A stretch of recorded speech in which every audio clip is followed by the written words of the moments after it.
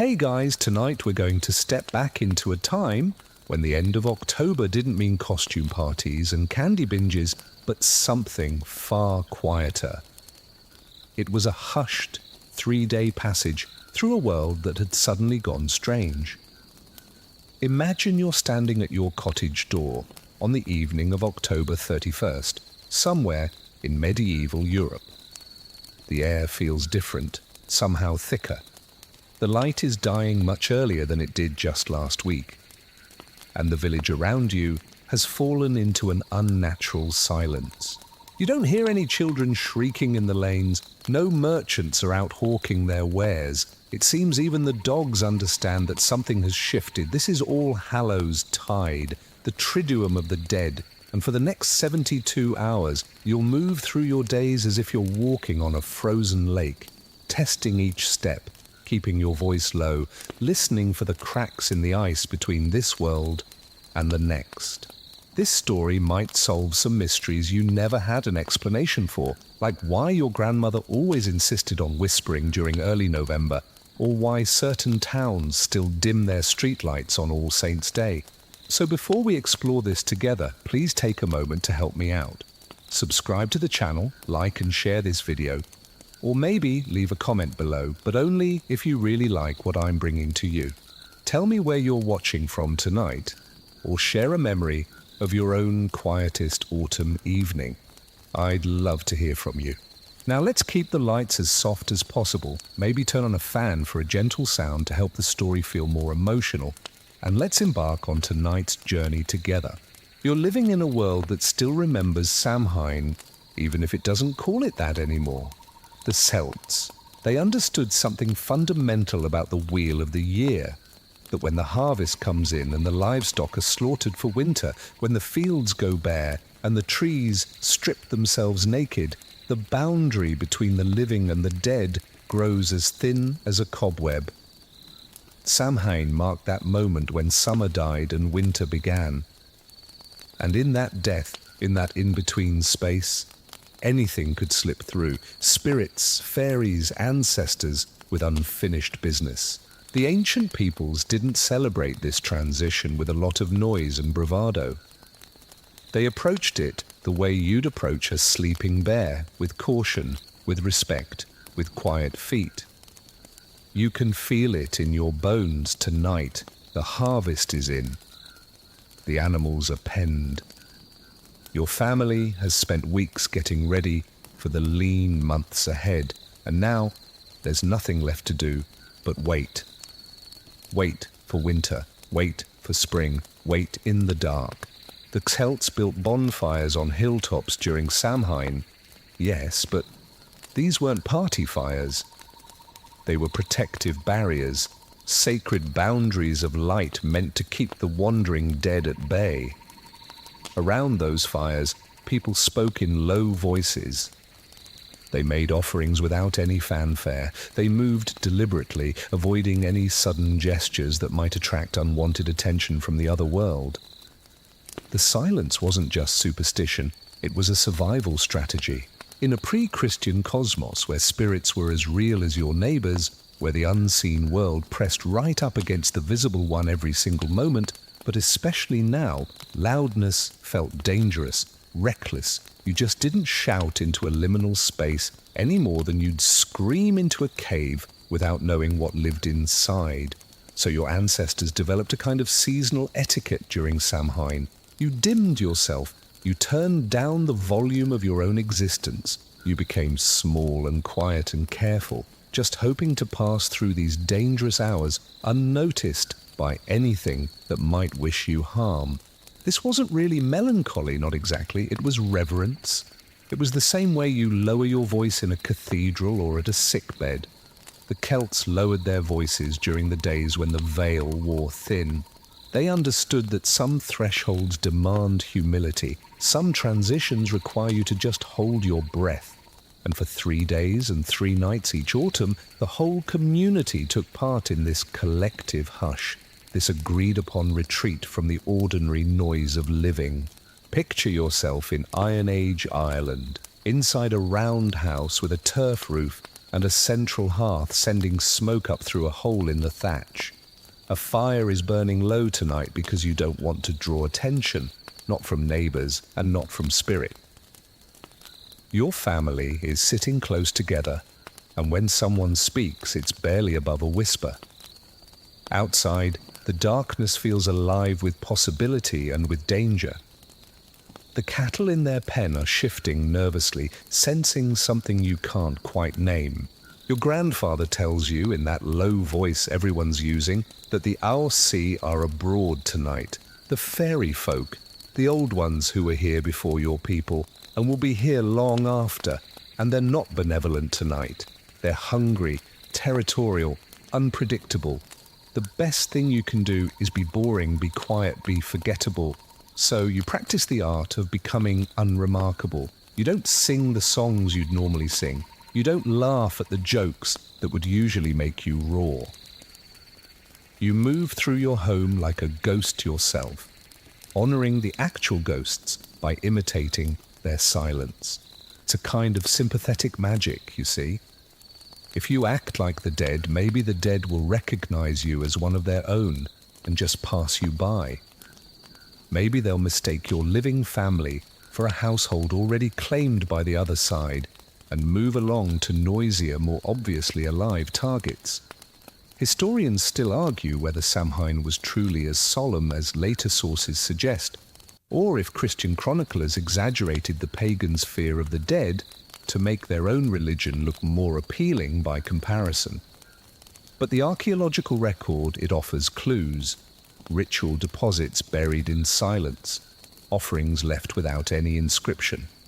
Ceremonial sites oriented toward the setting sun, where people gathered not to feast, but to watch and to wait. The evidence whispers more than it shouts. The truly peculiar thing about Samhain's quietude is how it contradicts our modern assumptions about pagan festivals. We imagine ancient peoples as rowdy, uninhibited, constantly celebrating with drink and dance and drums. And yes, they did that at Beltane, at the summer solstice, at harvest festivals earlier in the season. But Samhain was different. Samhain was the exhale after the inhale, the silence after the music stops. It was the moment you realize the party's over, and now comes the reckoning. The Celts were practical people. They knew that winter would kill some of them. They knew that before spring returned, children would die of fever, old people would succumb to the cold, and accidents would claim the unlucky. Samhain was when you stared that truth right in the face and paid your respects in advance. To the dead you'd be joining eventually, and the dead who'd be joining you soon. You finish your evening meal as the last light drains from the western sky. Your family eats without much conversation. The bread tastes heavier tonight, the ale less festive. Outside, the wind picks up, rattling the shutters. And you wonder, just as your ancestors wondered, what that wind is carrying with it. Voices, warnings. The breath of the dead searching for the homes they once knew. You don't go to the window to check. You don't need to see. You can feel the threshold opening, and the only sensible response is to make yourself very, very quiet and wait for morning. Your mother places a bowl of milk just outside the door before closing it firmly. It's not locked. You never lock doors during Samhain, because what if someone dead needs to come in? But it's closed enough to mark the boundary between inside and outside, between the protected space of home and the wild space of night. The milk is an offering, a bribe, a gesture of goodwill toward whatever passes by. Take this, the offering says. Be satisfied with this. Don't come inside asking for more. When morning comes, the silence will continue because the Christians are about to arrive with their own ideas about how to honor the dead. And while they'll change the names and the theology, they'll keep the hush. They'll understand, just as the Celts did, that some seasons aren't meant for celebration. Some seasons are meant for listening. And in that listening, in the collective agreement to be quiet for just a few days, something important happens. Something about memory, about respect, about acknowledging that the dead have a claim on the living that can't be dismissed with laughter or drowned out with noise. The silence is the gift you give them. The silence is how you say, "We remember, we honor you, we know you're here." The church arrives in your village not with trumpets, but with bells. Slow, measured, mournful bells that echo the quietude already woven into your autumn traditions. You watch as monks in dark robes process through the lanes, their sandaled feet making soft, shuffling sounds against the packed earth. They aren't here to replace Samhain, not exactly. They're here to baptize it, to pour holy water over your ancestor worship and call it something new. All Saints' Day, followed by All Souls' Day, a 2-day ecclesiastical observation that will eventually bracket the old pagan night into a 3-day Christian sandwich. And here's the remarkable thing, they're keeping the silence. They're actually enforcing it with the full weight of church law. Pope Gregory III established All Saints' Day in the 8th century, and he deliberately moved it to November 1st to coincide with Samhain. The strategy was brilliant in its simplicity. If people were already predisposed to quiet and reverence during this season, why fight it? Why not channel that existing behavior toward Christian ends? The church understood something about cultural conversion that modern marketers would recognize instantly. Don't change the habit, change the branding. Your ancestors were already whispering during these threshold days. Now they'd whisper prayers instead of pagan charms. They'd already been leaving offerings for the dead. Now they'd light candles for saints instead of leaving milk for fairies.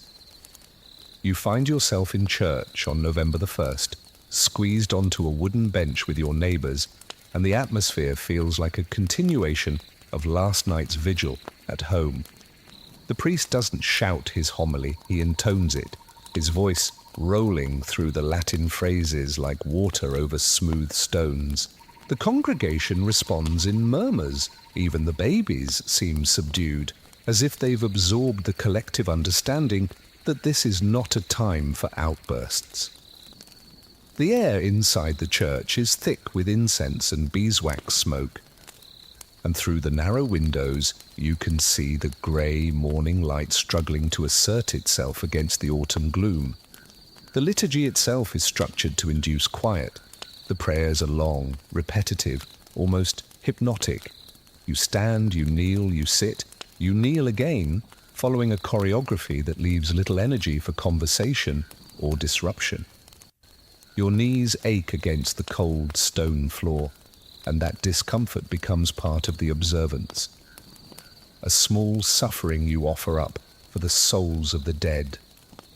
A physical reminder that this season demands something from you, not celebration, not joy, just this.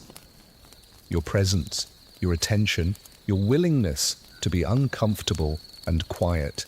All Saints' Day honors the martyrs and holy men and women who've died in Christ. The church tells you it's a day to remember that death is not the end, but a passage into eternal life. Provided you've lived correctly, died righteously, and had enough prayers said for your soul. Tomorrow, November the 2nd, will be All Souls' Day, dedicated specifically to the ordinary dead. Your grandmother, your uncle who drowned in the river, your baby sister who didn't survive her first winter. These are the souls in purgatory, the church explains, suffering in a middle realm where they're being purified of their sins before they can enter heaven. And your prayers, your silence, your solemn observance can help them. Every whispered Ave Maria shaves time off their sentence. Every quiet moment of contemplation sends grace across the veil.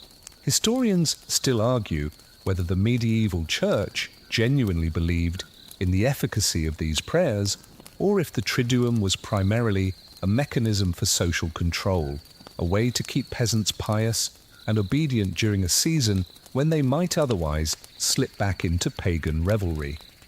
But the theology was sophisticated enough to accommodate both motivations. Purgatory was a relatively late addition to Catholic doctrine, formalized in the 12th century, and it solved a practical problem. What do you do with the dead who weren't quite saints but weren't quite sinners? The middling dead, the ordinary dead, the people who loved imperfectly and sinned moderately and died without any particular drama. Purgatory gave them somewhere to go, and it gave the living something to do. Pray quietly, behave soberly, maintain the hush. The mandatory nature of this observance can't be overstated. This isn't optional piety, it's liturgical law. You're expected to attend Mass on both days. You're expected to fast, or at least abstain from meat, which has the convenient side effect of keeping you physically subdued. Hunger makes people quiet, makes them turn inward, makes them less likely to cause trouble in the streets. The Church has essentially codified the Celtic intuition about threshold times and added a sacramental structure. Where your pagan ancestors feared the wandering dead and stayed quiet to avoid attracting them, you now fear for the suffering dead and stay quiet to assist them. Your priest tells you that during these 3 days, the souls in purgatory can hear your prayers more clearly than at any other time of year. The veil is thin. The Church kept that part of the old belief, but instead of spirits slipping through to haunt you, souls are pressing close to listen for the voices of those who loved them, hoping to hear their names spoken in prayer. It's a gentler cosmology than the pagan version, less threatening, but it demands the exact same behavior: quiet voices, a solemn demeanor, an atmosphere of reverence and restraint. You watch the priest elevate the host during the consecration, and the entire congregation holds its breath. This moment, the transubstantiation, when bread becomes flesh and wine becomes blood, happens in profound silence. No bells ring at this parish during the Triduum. No choir sings. Just the priest's whispered Latin and the collective exhale of 100 people trying to witness a miracle without disrupting it. The silence feels sacramental in itself, as if God requires quiet to work, as if the transformation of ordinary matter into holy substance can only occur in the absence of human noise. There's a quirky detail in medieval church records that most people don't know about. Bishops in certain dioceses would issue specific instructions about acceptable noise levels during the Triduum. In some French parishes, there were actual decibel guidelines. Well, not measured in decibels, obviously, but described in terms of how far a voice should carry. You were permitted to speak at a volume that could be heard within your household, but not beyond your property line. Shopkeepers who called out their wares too loudly could be fined. Musicians were forbidden to perform in public spaces. Even blacksmiths, whose work is inherently noisy, were sometimes required to cease operations on All Saints and All Souls, their hammers falling silent in deference to the season. You notice this most acutely on November the 2nd when you join a procession to the churchyard. The whole village walks together to the graves, and the only sounds are footsteps, the rustling of clothing, and the occasional soft sob from someone overcome with grief. The priest leads you in prayers for the dead, and after each prayer there's a long pause, not an awkward silence, but a deliberate one. A space held open for something to happen, for grace to descend, for a soul in purgatory to feel the brush of your love and be comforted, for the barrier between worlds to acknowledge your respect and hold firm, protecting you from what lies beyond it. The churchyard itself has been prepared for this day. Fresh candles flicker on graves, protected from the wind by glass lanterns. Someone has cleared the weeds from the older plots, the ones belonging to people no one living remembers anymore. The church insists that even the forgotten dead deserve prayers, and so you pray for them too. generic prayers addressing no one in particular, just sending your whispered words into the ether, hoping they'll find whoever needs them most. It's a peculiar kind of charity, praying for strangers who died before you were born. But it reinforces the communal nature of the observance. You're not here just for your own dead, you're here for everyone's dead. The whole village's grief and hope and fear all bundled together in this collective quietude. The church's genius was in making the quiet productive. Where the pagans had simply endured the dangerous threshold in fearful silence, Christians were given agency. Your whispers mattered. Your solemn behavior had cosmic consequences.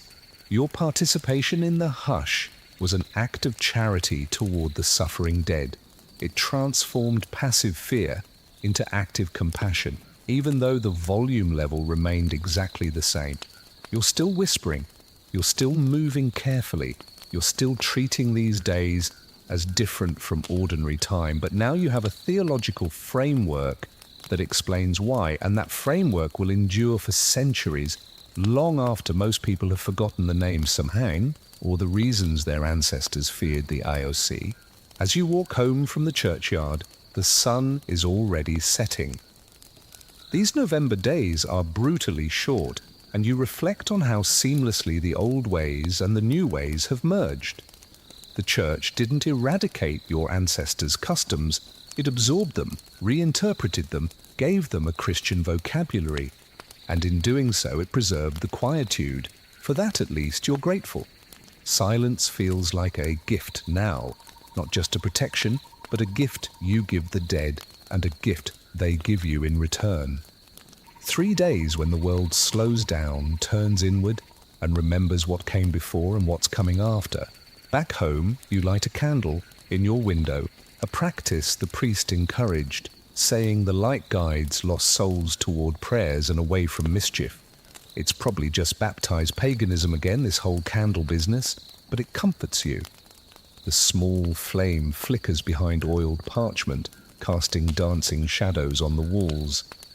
Your family gathers around the hearth, and you eat a simple meal in near silence. Even the usual supper-time chatter feels inappropriate tonight. Instead, you listen to the fire crackle, to the wind outside, to the quiet breathing of your children as they fall asleep on their straw mattresses. 3 days when you don't have to be loud or productive or cheerful. 3 days when silence is not only permitted but required, sanctified, made holy. The church has given you permission to grieve, to remember, to sit with the weight of mortality without pretending everything is fine.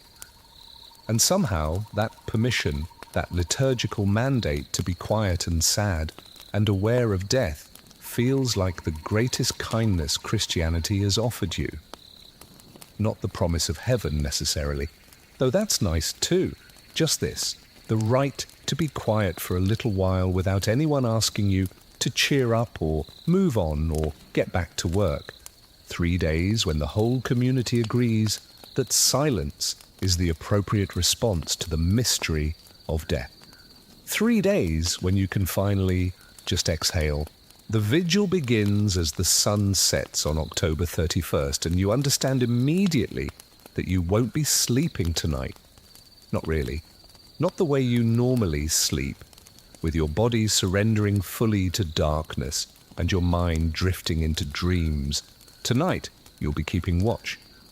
Vigilia, the Latin root that gives us the word vigil, means to stay awake, to remain alert, to guard something precious through the dangerous hours. The church has transformed the pagan fear of threshold nights into a Christian discipline. And the discipline is this: you will pray through the darkness. You will hold the line between the living and the dead with nothing but your exhausted attention and your whispered prayers.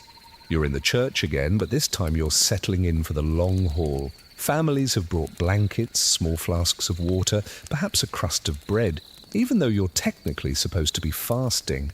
The benches fill with villagers of all ages, from ancient grandmothers who remember 50, all Hallows tides, to babies sleeping in their mother's arms, blissfully unaware that they're participating in one of Christianity's most demanding observances. The priest has lit every candle in the building, and the flickering light creates an atmosphere that's both comforting and eerie. Shadows leap and dance across the stone walls, and you could swear you see movement in corners when nothing is actually moving. The vigil service is structured around the office of the dead, a series of psalms and prayers that will be repeated with variations all through the night. The priest begins with matins, his voice barely above a whisper, and the congregation responds in kind. Dirige, Domine Deus meus, in conspectu, tuo viam meam. Direct, O Lord my God, my way in your sight. The Latin rolls through the cold air, and you don't understand all the words, but you understand the tone, pleading, humble, aware that you're asking for guidance through territory that doesn't belong to you. Between the formal prayers, there are silences, long silences, minutes that stretch until they feel like hours, where you're supposed to be meditating on death, on judgment, on the brevity of life, and the eternity that follows. But here's what actually happens during those silences. You think about your sister who died in childbirth 3 years ago, and you wonder if she's still in purgatory or if she's finally made it through to heaven. You think about the argument you had with your neighbor last week and whether you should apologize. You think about how cold your feet are and whether anyone would notice if you shifted positions slightly to ease the cramp developing in your left calf. And then you feel guilty for having such mundane thoughts during a sacred vigil, and you try to refocus on death and eternity, and your mind wanders again. This cycle repeats dozens of times through the night. Historians still argue whether these all-night vigils were truly universal in medieval Europe, or if they varied significantly by region and were perhaps more rigorously observed in monastic communities than in parish churches. The evidence suggests considerable variation. Some parishes held abbreviated vigils lasting only until midnight, while others, particularly in Ireland and parts of France, insisted on the full night watch. But the ideal, the standard the church promoted, was complete wakefulness from sunset to sunrise, a physical ordeal that would purify you through exhaustion and prepare you to receive the grace of All Saints' Day with a properly humbled spirit. And the exhaustion is the point. This is crucial to understanding why the vigil contributed so powerfully to the Triduum's quietude. By the time dawn arrives and All Saints' Day officially begins, you're too tired to be rowdy. Your voice is hoarse from hours of whispered prayer. Your body aches from kneeling and sitting and standing in a building with no heat beyond the candles. You've been fasting, no food, since yesterday's midday meal, only water to wet your lips. And the combination of hunger, sleeplessness, and cold has reduced you to a state of physical depletion that feels weirdly spiritual. Maybe that's the grace you were supposed to find, the stripping away of everything extra until only the essential remains. Breath, heartbeat, the stubborn insistence of consciousness, even when your body begs for rest. Around 3 a.m, during what monks call the hour of the wolf, that dead zone when human vitality is at its lowest ebb and dying comes easiest, something shifts in the atmosphere of the church. It's subtle. Perhaps it's just mass exhaustion creating a shared hallucination, but it feels like a presence. Like the veil everyone keeps talking about has worn so thin that something is pressing against it from the other side. Not threatening exactly, but there, watching, listening. The priest's voice takes on a different quality, less performative, more urgent, as if he's genuinely aware that he's speaking to an audience beyond the living people in the pews. You remember your grandmother telling you about vigils when she was young, before you were born, when the tradition was even stricter. In her day, she said, people would sometimes see things during the overnight watch. Not hallucinations, she insisted, but visions. the souls of the dead appearing briefly in the candlelight, recognizable for just a moment before dissolving back into shadow. The church dismissed these as products of fatigue and an overwrought imagination, but your grandmother believed otherwise. The dead come close during vigil nights, she told you, because they know someone is awake to receive them. The prayers create a channel, and the wakefulness keeps the channel open. Whether you believe her or not, and you're not sure you do exactly, you find yourself watching the shadows more carefully after remembering her words. There's a quirky medieval practice that most modern people don't know about. Some parishes would assign specific vigil shifts to different guilds or family groups, ensuring that prayer continued uninterrupted through all 3 nights of the Triduum, even if individual people took breaks to sleep. The weavers would take the first shift, then the brewers, then the tanners, creating a relay of prayer that moved through the community like a passing torch. This had the practical effect of distributing the exhaustion. No one had to stay awake for 3 consecutive nights while still maintaining the theological requirement that someone always be awake, always praying, always keeping watch. It was communal insomnia, organized and sanctified. But tonight, your village hasn't organized shifts. Tonight, everyone who came to the vigil is expected to stay. And by 4 in the morning, you're seeing the consequences in the faces around you. An old man has fallen asleep, sitting upright, his head lolling forward, and no one wakes him because what's the point? He's elderly, he's done his share of vigils, let him rest. A young mother nurses her baby, and the soft, suckling sounds become part of the prayer somehow, a reminder of life continuing even in death's season. 2 boys, maybe 8 and 10 years old, are playing some kind of silent hand game in the back row, trying to stay awake through boredom rather than devotion. And again, no one stops them. They're here, they're quiet, that's enough. As dawn finally breaks, and you can tell it's breaking, not because you can see the windows clearly, but because the quality of darkness shifts slightly, becoming less absolute, the priest concludes the vigil with a blessing. His voice is rough, worn down by hours of prayer, and you realize he's been awake longer than anyone, preparing for this since yesterday afternoon. He looks like he's aged a decade overnight, his face grey with exhaustion, and you feel a surge of respect for him. Whatever you think about church politics or theology, the man has earned his authority tonight by suffering alongside his flock, by staying awake when staying awake felt impossible. You stumble out of the church into the cold November dawn, and the village is silent. Silent because everyone is exhausted. Silent because the vigil has accomplished what it set out to accomplish.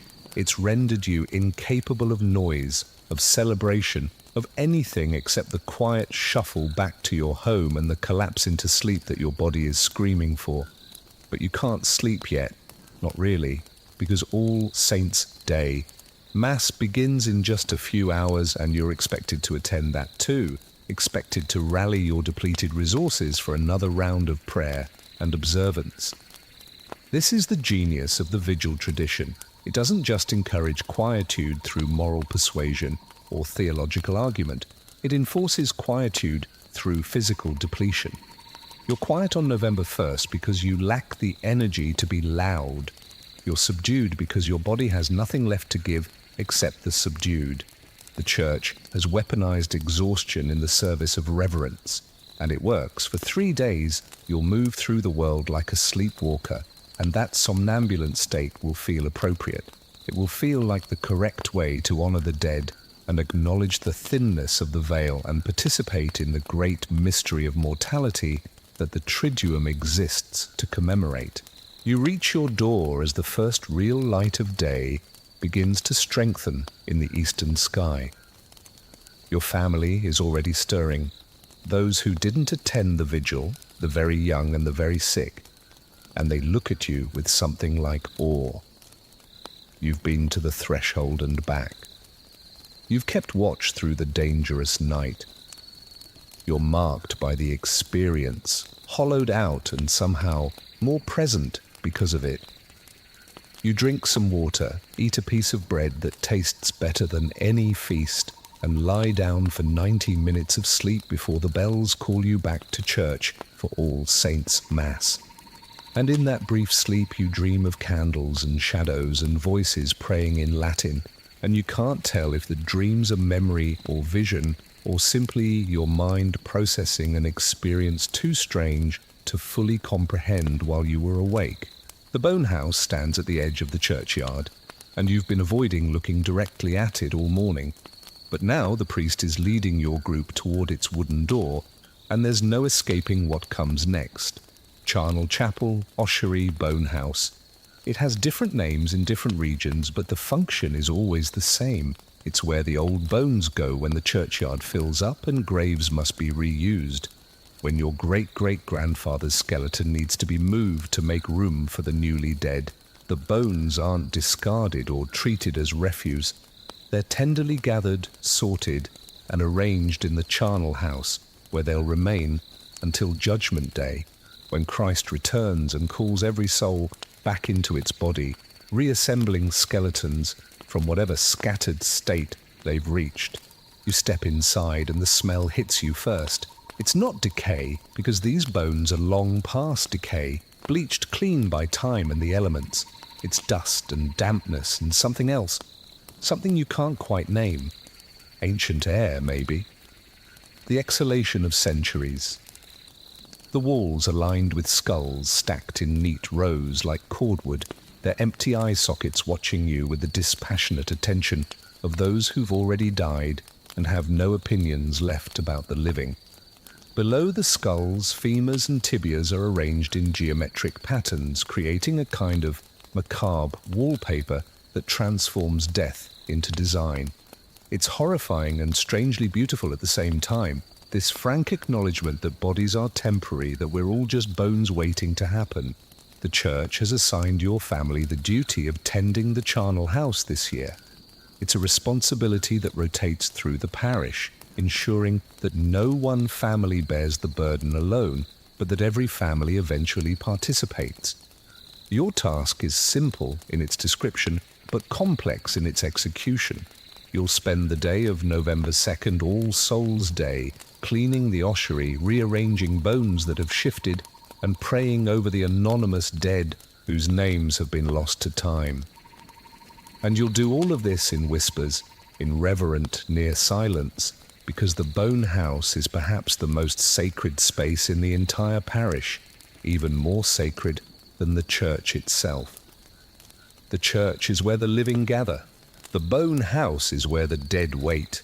Your mother hands you a soft brush and a basin of water that was blessed by the priest this morning. You're to gently dust the skulls, removing the accumulated grime of another year, treating each one as if it still contains the person who once inhabited it. You choose a skull at random, or perhaps it chooses you. Your hand is drawn to it by some impulse you don't quite understand, and you begin to clean it with slow, careful strokes. The bone is smooth under your touch, polished by time and the touch of countless other hands, doing exactly what you're doing now. As you work, you whisper prayers. Not the formal Latin prayers from Mass, but simple, personal appeals. May you be at peace. May you be in God's presence. May you be remembered, even though I don't know your name. Historians still argue whether the charnel house tradition was primarily practical, a solution to limited burial space in medieval towns, or primarily spiritual, designed to keep the dead visibly present in the community as a memento mori, a reminder of mortality that couldn't be ignored or forgotten. The truth is, probably both. Medieval people were intensely practical about death in ways that make modern sensibilities recoil. They reused graves as a matter of necessity, but they did so with elaborate protocols meant to honor the displaced bones, to ensure that even in death's democracy, where rich and poor eventually become identical skeletons, each person retained some measure of dignity. The oshery you're tending today was built in the 13th century, your priest told you. funded by a wealthy merchant who'd made his fortune in the wool trade and wanted to secure prayers for his soul in perpetuity. The deal was this: the merchant paid for the charnel house construction, and in exchange, his name would be spoken aloud during every All Souls' Day service forever, or at least until Christ returned. It's been nearly 200 years, and the merchant's name is still being spoken, still being prayed over, even though no one alive remembers him as a person. He's just a name now, a syllable repeated by rote. But according to church teaching, that repetition still matters, still generates grace that washes over his soul in purgatory or heaven or wherever he ended up. You find yourself wondering whose skull you're holding. A woman, perhaps, judging by the smaller jaw and more graceful proportions, though you're no expert in skeletal anatomy. Someone's daughter, someone's wife, someone who laughed and worried and loved and suffered, and eventually died and was buried, and then decades or centuries later was dug up and brought here to wait for the resurrection. The anonymity feels wrong, somehow disrespectful, but it's also strangely comforting. In the bone house, all distinctions collapse. You can't tell the noble from the peasant, the virtuous from the sinful, the lucky from the unlucky. Everyone just becomes the same, bones and the prayers of strangers. There's a peculiar medieval practice that most people don't know about. Some charnel chapels were designed with small windows or openings that allowed passers-by to see the bones without actually entering, creating a kind of public display of mortality that was meant to be both educational and devotional. You'd be walking to market and you'd glance through the charnel house window, and there they'd be, hundreds of skulls staring back at you. And you'd be reminded viscerally and unavoidably that your own skull would join them someday. Modern museum displays of bones feel clinical, scientific, distanced. But medieval bone houses were intimate, communal, immediate. The dead weren't locked away in cemeteries on the edge of town. They were right here, at the center of village life, impossible to ignore. Your father is working on the other side of the ossuary, and you hear his whispered prayers mixing with your own, creating a gentle counterpoint of supplication. He's cleaning femurs, the long thigh bones that once carried people through their lives, to work, to market, to lovers' meetings, to wars, to pilgrimages, to deathbeds.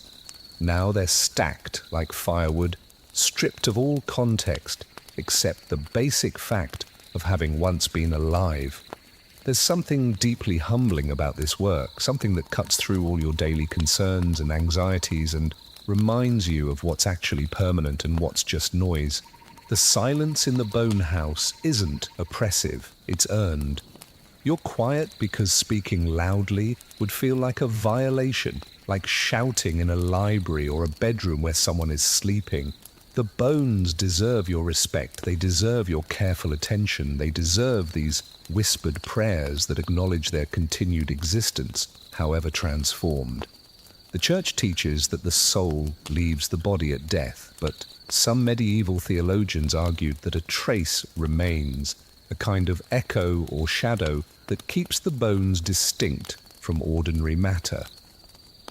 Whether you believe that or not, you treat the bones as if it's true, just in case. Around midday, though it's hard to tell time in the dim interior of the charnel house, where the only light comes from narrow windows set high in the walls, the priest enters to bless your work. He moves from family to family, murmuring prayers in Latin, sprinkling holy water over the bones you've been cleaning. The water beads on the smooth surfaces, and you watch a drop slide down the curve of a skull like a tear. The priest's voice is barely audible, reduced almost to a breath, and you realize he's exhausted too, still recovering from the vigil, pushing through the triduum on momentum and duty rather than physical energy. When the blessing is complete, the priest addresses your group in a whisper that somehow carries through the entire space. He reminds you that this work, this tending of anonymous bones, is one of the corporal works of mercy, specifically to bury the dead, though in this case it's more like maintaining the already buried until they can be properly resurrected. He tells you that every bone you've touched today has been marked by your prayers, that grace has flowed through your hands into these remnants of people who died before you were born, and whom you'll join in death before you know it. Time is short, he whispers. Life is brief. The bones know this. Now you know it too. You spend another hour finishing your assigned section, and by the time you emerge from the charnel house into the grey November afternoon, you feel changed. Not dramatically, not in any way you could easily explain to someone who wasn't there, but changed nonetheless. You've touched death directly, not as an abstraction or a fear, but as a simple fact. And the touching has made you quieter inside, has adjusted something in your understanding of what matters and what doesn't. The Triduum's enforced silence suddenly makes perfect sense. Of course you should be quiet this week. Of course you should move carefully and speak softly. You've seen where you're going. You've held your future in your hands. The only appropriate response is humility and whispered prayers and a grateful temporary awareness that you're still breathing, still warm, still on this side of the veil, even though crossing over is inevitable and might happen any day. Your family walks home together and no one speaks. Not because speaking is forbidden, you're outside the church now, technically free to talk at a normal volume, but because no one has anything to say that seems worth saying after spending the day with bones. The silence stretches between you like a shared blanket, and it feels right. It feels like a gift you're giving each other. Tomorrow the Triduum will end. Tomorrow you can return to ordinary noise and ordinary concerns, but today you're still in the threshold time, still walking carefully through the hours when the living and the dead share the same space. And the silence honors that liminal reality in ways that words never could. The soul caking begins at dusk on All Souls' Day, and you're dressed in your oldest clothes, your face smudged with ash from the hearth, ready to join the other children in the annual round of begging. But this isn't ordinary begging, not the desperate kind born of hunger or homelessness.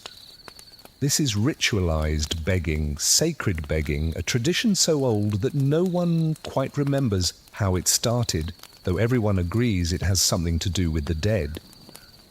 You'll go door to door through the village with your friends, singing soft songs and asking for soul cakes, small, round pastries marked with a cross, made specifically for this night. And in exchange for each cake you receive, you'll promise to pray for the donor's deceased relatives. The custom is called souling in England or mumming in parts of Ireland and Scotland. Though the names vary and the details shift from region to region, what remains constant is the quietness. You don't shout your songs the way you'd shout during May Day celebrations or harvest festivals. You don't bang on doors or demand entry. You approach each threshold with hesitation, with reverence, singing your verses in voices barely louder than the wind that's picking up across the November fields. A soul cake, please good missus, a soul cake. 1 for Peter, 2 for Paul, 3 for him who made us all. The melody is haunting, minor-keyed, designed to tug at heartstrings and remind listeners of their own mortality and their obligations to the dead. Your group consists of 5 children, ranging from age 6 to 12, and you've been practicing your songs for weeks. But now that you're actually walking the darkening lanes, the whole enterprise feels much more serious than you expected. The woman at the first house, old Margaret, whose husband died last winter, greets you with tears already in her eyes. And when you sing your verse and promise to pray for her Thomas, she presses 3 soul cakes into your hands instead of the customary one and whispers, "Please, children, pray hard. He was a good man, but he had his sins, same as anyone."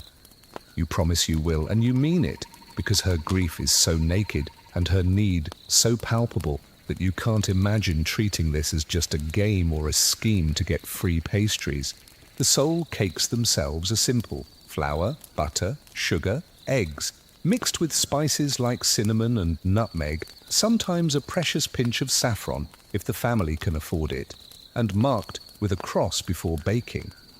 They're not particularly delicious by modern standards, a bit dry and dense, more symbolic than culinary, but they taste sacred somehow, blessed by their purpose, and you eat yours slowly, savoring not the flavor but the meaning.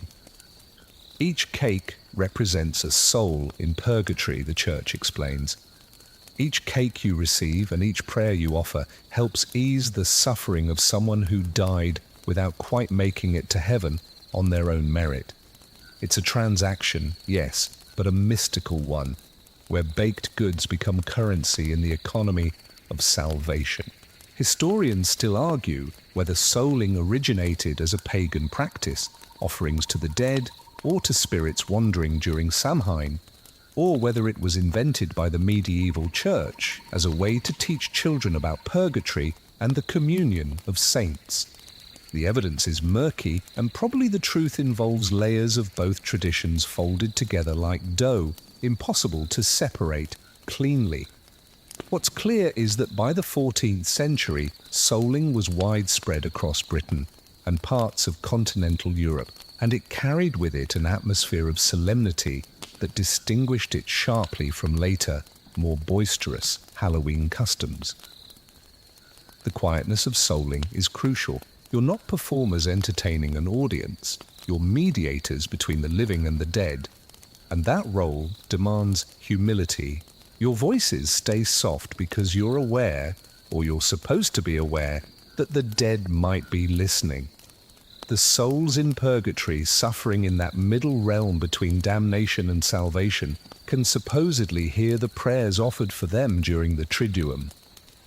And those prayers bring them comfort like cool water on burning skin. So when you promise old Margaret that you'll pray for Thomas, you're not just making a polite gesture, you're entering into a spiritual contract with cosmic consequences. And the weight of that contract keeps your voice down, keeps your demeanor respectful.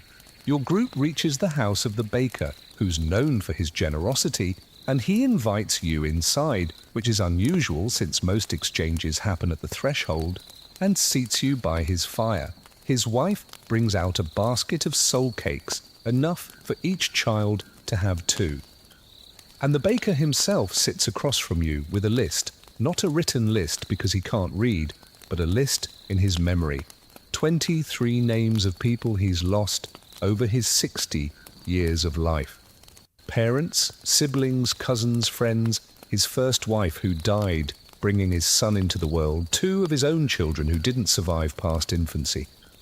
He recites the names slowly, carefully, and he asks you to repeat them back to him to make sure you've got them right. Then he asks you, please, to include all 23 in your prayers tonight before you sleep. You agree, though you're already wondering if you'll remember all the names. And the baker presses the cakes into your hands with a trembling gratitude that makes you uncomfortable. He's old, you realize, old enough that he'll probably be on someone else's list next year. Another name for the souling children to memorize and pray over. The thought makes you sad in a way you can't quite articulate. And when your group leaves his house and returns to the cold November night, you're quieter than before, walking close to your friends but not talking, just processing what's happening, what you're participating in. There's a quirky regional variation that most people don't know about. In some Welsh villages, souling groups would include one child dressed as a horse, a hobby horse made of sticks and cloth with a hinged jaw that could snap and clack. This Mari Lwyd figure was supposed to represent death itself, and its presence in the souling procession added an element of playful terror. The horse would approach doors first, snapping its jaws, and only after the household acknowledged death's presence would the children begin their singing. It sounds almost comical described that way, but witnesses reported that the effect was genuinely eerie, especially in the dark, with the wind carrying the sound of wooden jaws clicking and children's voices rising in their mournful songs. Your village doesn't have the Mari Lwyd tradition, but you do have Simon, the oldest boy in your group, who insists on carrying a turnip lantern carved with a grotesque face. The candle inside flickers as he walks, making the carved features seem to move. And while it's meant to light your way, it also serves as a reminder. Death is walking with you tonight. Death is part of the procession. You're not celebrating death exactly, but you're acknowledging it, making space for it, refusing to pretend it doesn't exist or doesn't matter. By the time you've visited a dozen houses, your pockets are heavy with soul cakes, and your memory is crowded with names. Thomas and Eleonora and John and Catherine and baby Michael, who lived only 3 days, and old William, who made it to 87, and young Anne, who died of fever at 20. The names blur together, and you realize with a start that you're going to forget some of them. That despite your best intentions, you won't be able to keep all these people distinct in your prayers tonight. The thought fills you with something like panic. You made promises. You accepted cakes. You can't just forget. But then you remember what the priest said during his All Souls Day homily. God knows the names even when we forget them. Your prayers don't need to be perfectly targeted to be effective. The intention matters more than the precision. So tonight, when you kneel beside your bed and whisper your way through the long list of the dead, you'll do your best to remember every name. And for the ones that slip away, you'll just pray generically, sending your words up to God and trusting that divine sorting mechanisms will deliver grace to whoever needs it most. It's not ideal, but it's human. And maybe being human, flawed, forgetful, trying anyway, is exactly what the dead need from the living. Not perfection, but effort. Not certainty, but care. The final house on your route belongs to a widow with no children. And when she opens her door, you can see that she's been crying. Not fresh tears, but the kind of crying that's been happening on and off all day, leaving her eyes red and her face blotchy. She has no soul cakes to give you. She's too poor to afford the ingredients, but she asks if you'll pray for her husband anyway. And of course, you say yes, because refusing would be monstrous. She tells you his name was Jeffrey, and he died 2 years ago this week, and she misses him so much that some mornings she forgets he's gone and sets his place at the table before remembering. You stand there in her doorway, not knowing what to say, and finally you just start singing, very softly, the soul cake song, even though she has no cakes to give. And she joins in, her voice cracking, and for a moment the boundary between the living and the dead feels so thin that you half expect Jeffrey to appear behind her, drawn by the sound of his name and his wife's grief. You leave her house with no cakes, but with something heavier. The knowledge that this isn't a game, isn't a cute tradition, isn't just a way to get treats. It's real. The grief is real. The need is real. The thinness of the veil is real. And your whispered prayers tonight will matter to people you'll never meet. People who've been dead longer than you've been alive, people whose names you'll forget by morning, but who will be helped anyway somehow by your stumbling, sincere, child-sized attempts to reach across the divide between life and death and offer comfort to those who can no longer comfort themselves. The curfew bell begins its tolling just as you're returning home from the souling rounds, and the sound sends a shiver through you that has nothing to do with the cold November air. This isn't the cheerful ringing that calls people to market or celebrates a wedding. This is the complain bell, slow and solemn, each strike separated by long seconds of silence. And it means one thing: get inside now. Lock your doors. or not lock them exactly, because locks are for keeping out human intruders, and what you're worried about tonight isn't human. But close them firmly. Bank your fires, extinguish unnecessary candles, and settle into the enforced darkness that will last until dawn. Curfew derives from the French couvre-feu, meaning cover the fire, and that's literally what you are about to do. Your father is already kneeling by the hearth, using a metal cover to dampen the flames down to coals that will stay alive through the night, but won't provide much light or warmth. The reduction of fire is practical. It prevents house fires when everyone's asleep. But during the Triduum, it takes on additional meaning.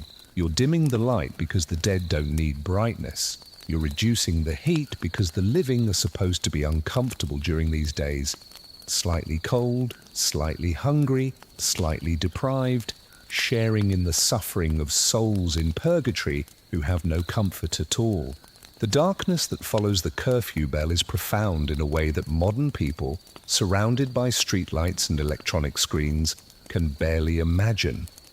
You're in a medieval village with no public lighting, no electric bulbs, nothing but the occasional flicker of a rushlight through a neighbour's window. The moon is new tonight. All Hallows tide often coincides with the dark of the moon, adding natural darkness to the seasonal gloom. And when you peer out through the cracks in your shutters, you can barely distinguish the outline of buildings from the sky. The world has been reduced to shadow and deeper shadow, and the silence that accompanies this darkness feels thick enough to touch. The church mandates early retirement during the Triduum, and civil authorities enforce it with fines for anyone caught abroad after the curfew bell without a legitimate reason.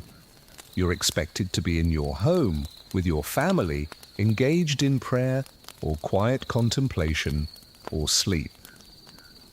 The streets are supposed to be empty, not just for safety, though medieval streets at night were genuinely dangerous, full of open sewers and loose animals and the occasional criminal, but for spiritual reasons. The hours between the curfew bell and dawn belong to the dead. The living are meant to cede the public spaces, to retreat into their private dwellings, and let the spirits have their time without interference or competition. Historians still argue whether these curfew restrictions were primarily about maintaining social order or genuinely motivated by supernatural beliefs. The cynical interpretation suggests that church and civic authorities used fear of the dead as a convenient excuse to control nighttime activities, preventing drunkenness, gambling, illicit romance, and other behaviors that flourished under the cover of darkness. The more generous interpretation holds that medieval people genuinely believed the nights of the Triduum were dangerous, that the boundary between worlds was so permeable during these hours that encounters with spirits were not just possible, but likely, and that staying indoors was a form of collective protection. Your family settles into the evening routine, though everything is muted, slowed down, softened.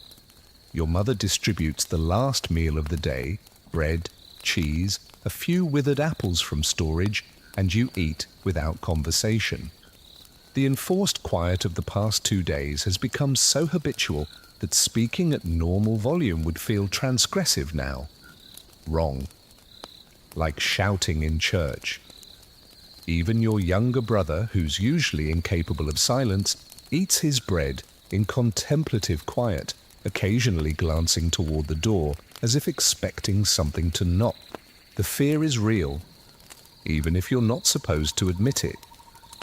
The church has tried to replace pagan terror with Christian confidence.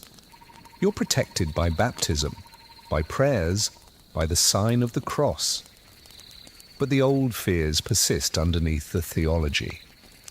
When the wind rattles your shutters, you think of the owl sea, the fairy folk who were never successfully Christianized, who remain in the landscape as a parallel population with their own rules and territories. When you hear footsteps in the lane outside, you wonder if they belong to a late traveller hurrying home, or to something that merely sounds like footsteps. something mimicking human movement to lure you outside. There's a peculiar medieval belief that most people don't know about.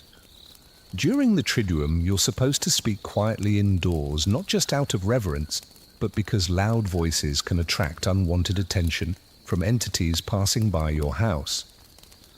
The dead are drawn to the sound of living voices, the theory goes, the way moths are drawn to a flame. They're not necessarily malevolent. Most of them are just lost, confused, looking for the homes and people they knew in life. But their presence is dangerous nonetheless. A ghost pressing against your door, trying to remember who lived here, trying to find its way back to flesh and warmth and the life it lost, can bring sickness, misfortune, or just a simple unease that lingers for weeks. So you whisper. Everyone whispers. Your father reads from a battered psalter by the light of a single candle, his voice so low that you have to lean close to hear the Latin words. Your mother rocks the baby, humming a lullaby that's more breath than melody. You and your siblings huddle together for warmth. The house is getting cold now that the fire's been banked, and you tell each other stories. Ghost stories, naturally, because what else would you tell on a night like this?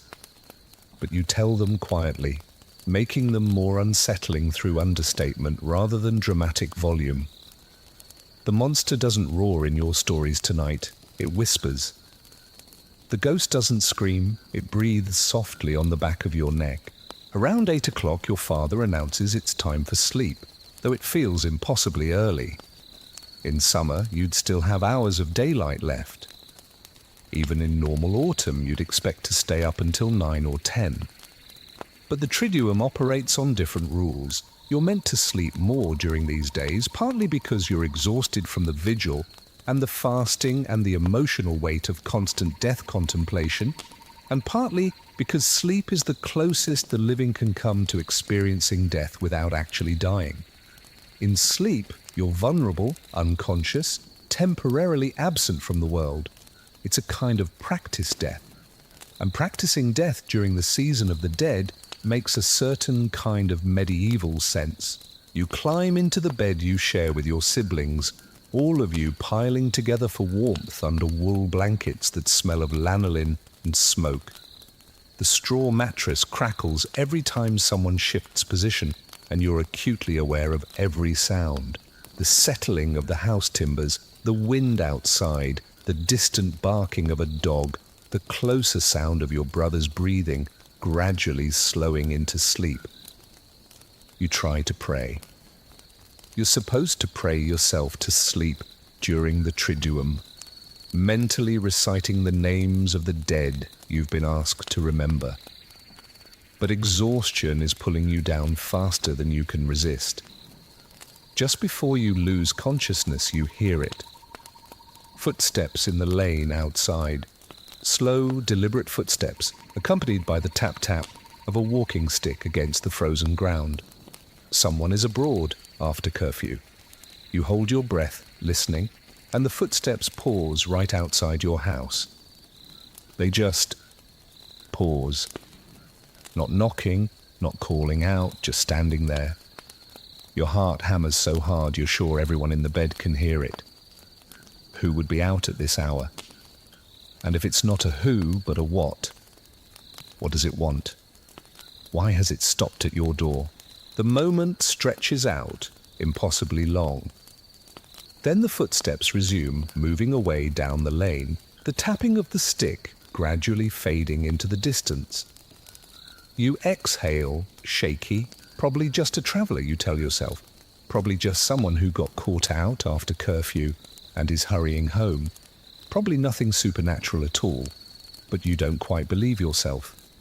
And you burrow deeper under the blankets, grateful for the warmth of your siblings pressed against you, grateful for the solid walls of your home, grateful that whatever was outside chose to keep moving rather than trying to come in.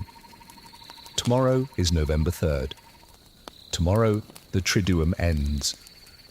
Tomorrow you can speak at a normal volume again, can venture out during evening hours without fear, can return to the ordinary rhythms of life that don't require constant vigilance against the dead. But tonight, you're still in the threshold time, still suspended between worlds, still quiet, still careful, still whispering your prayers into the darkness and hoping they reach wherever they're supposed to reach, still listening to the silence between your prayers and wondering what else might be listening too. You wake on November the 2nd to find that your mother has already rearranged the main room. The change is subtle but unmistakable.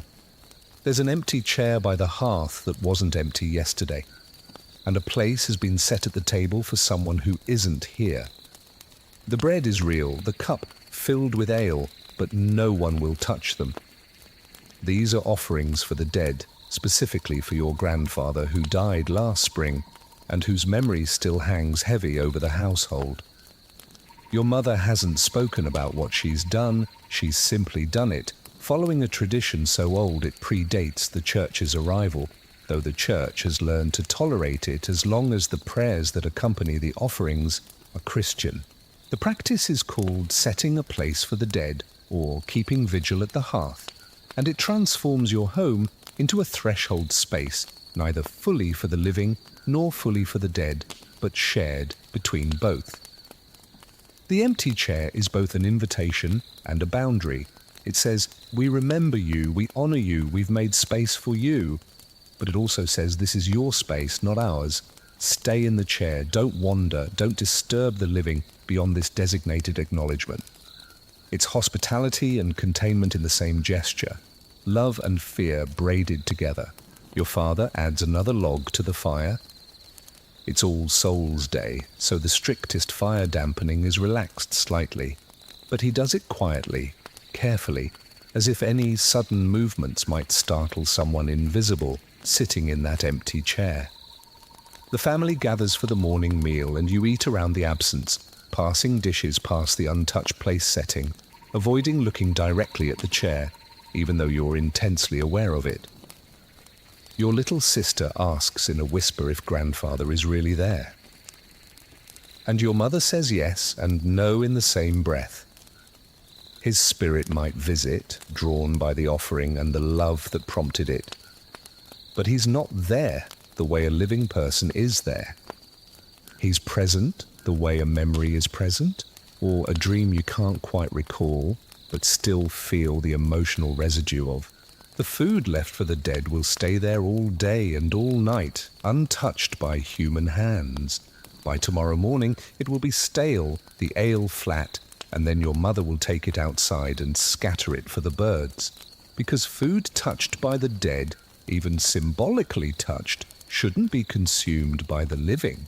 It's been transformed by its purpose, made sacred and therefore separate.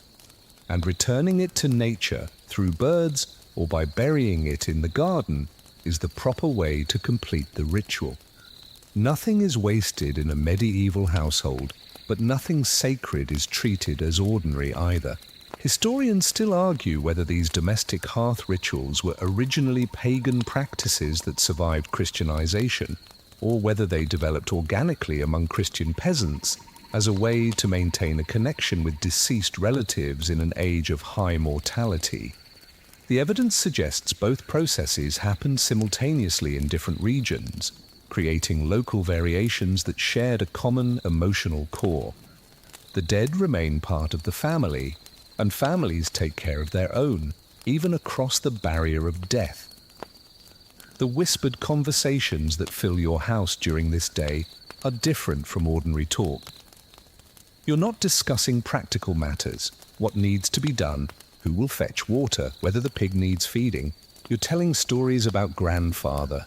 Your father recalls the time grandfather taught him to thatch a roof, demonstrating the proper angle for laying straw, his hands steady even in his 60s. Your mother remembers how he'd sing while working in the garden, old songs in a dialect that was already archaic when he learned it, songs about kings who died before the Romans came. Your oldest brother talks about grandfather's patience when teaching him to carve wood. How he never got angry when young hands made mistakes, just gently corrected and demonstrated again. These aren't grand stories. Grandfather wasn't a hero or a saint. He was just a man who lived 73 years, raised children, worked hard, laughed when he could, and died peacefully in his sleep. A good death, people said, a death to be grateful for. But in the telling and retelling of these small memories, in the collective effort to keep him present through words, something important happens. The dead person becomes more than an absence. He becomes a story, a collection of moments, a presence maintained through narrative. And as long as the stories continue, as long as someone remembers and speaks his name, he hasn't entirely left. The church approves of this mostly. The official teaching is that you pray for the dead, commending their souls to God's mercy, asking for their release from purgatory if they're still suffering there. You're not supposed to pray to the dead, seeking their intervention or guidance, because that borders on necromancy, and the church draws a firm line against trafficking with spirits. But in practice, in the privacy of homes, that distinction gets blurry. When your mother speaks to the empty chair, and you've heard her doing this when she thinks no one is listening, is she praying for grandfather or talking to him? Is she commending his soul to God or simply maintaining a relationship with someone she loved? The church might have its opinions, but your mother's grief and love are older than theology and will outlast it. There's a peculiar regional custom that most people don't know about. In some Scottish households, a bowl of water would be left near the hearth during the Triduum with a clean towel beside it, so that visiting spirits could wash themselves before sitting down. The logic was impeccable in a medieval context.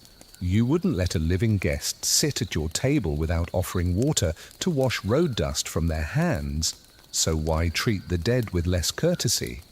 The bowl would be checked each morning, and if the water appeared disturbed or the towel damp, it was taken as confirmation that spirits had indeed visited during the night.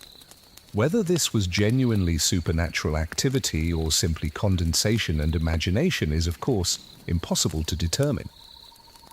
But the practice reveals something touching about medieval hospitality. Even death didn't excuse you from being a good host. By mid-afternoon, other families from the village begin arriving at your door, and you realize that a sort of informal visitation is happening. This isn't a party or a social gathering in any festive sense.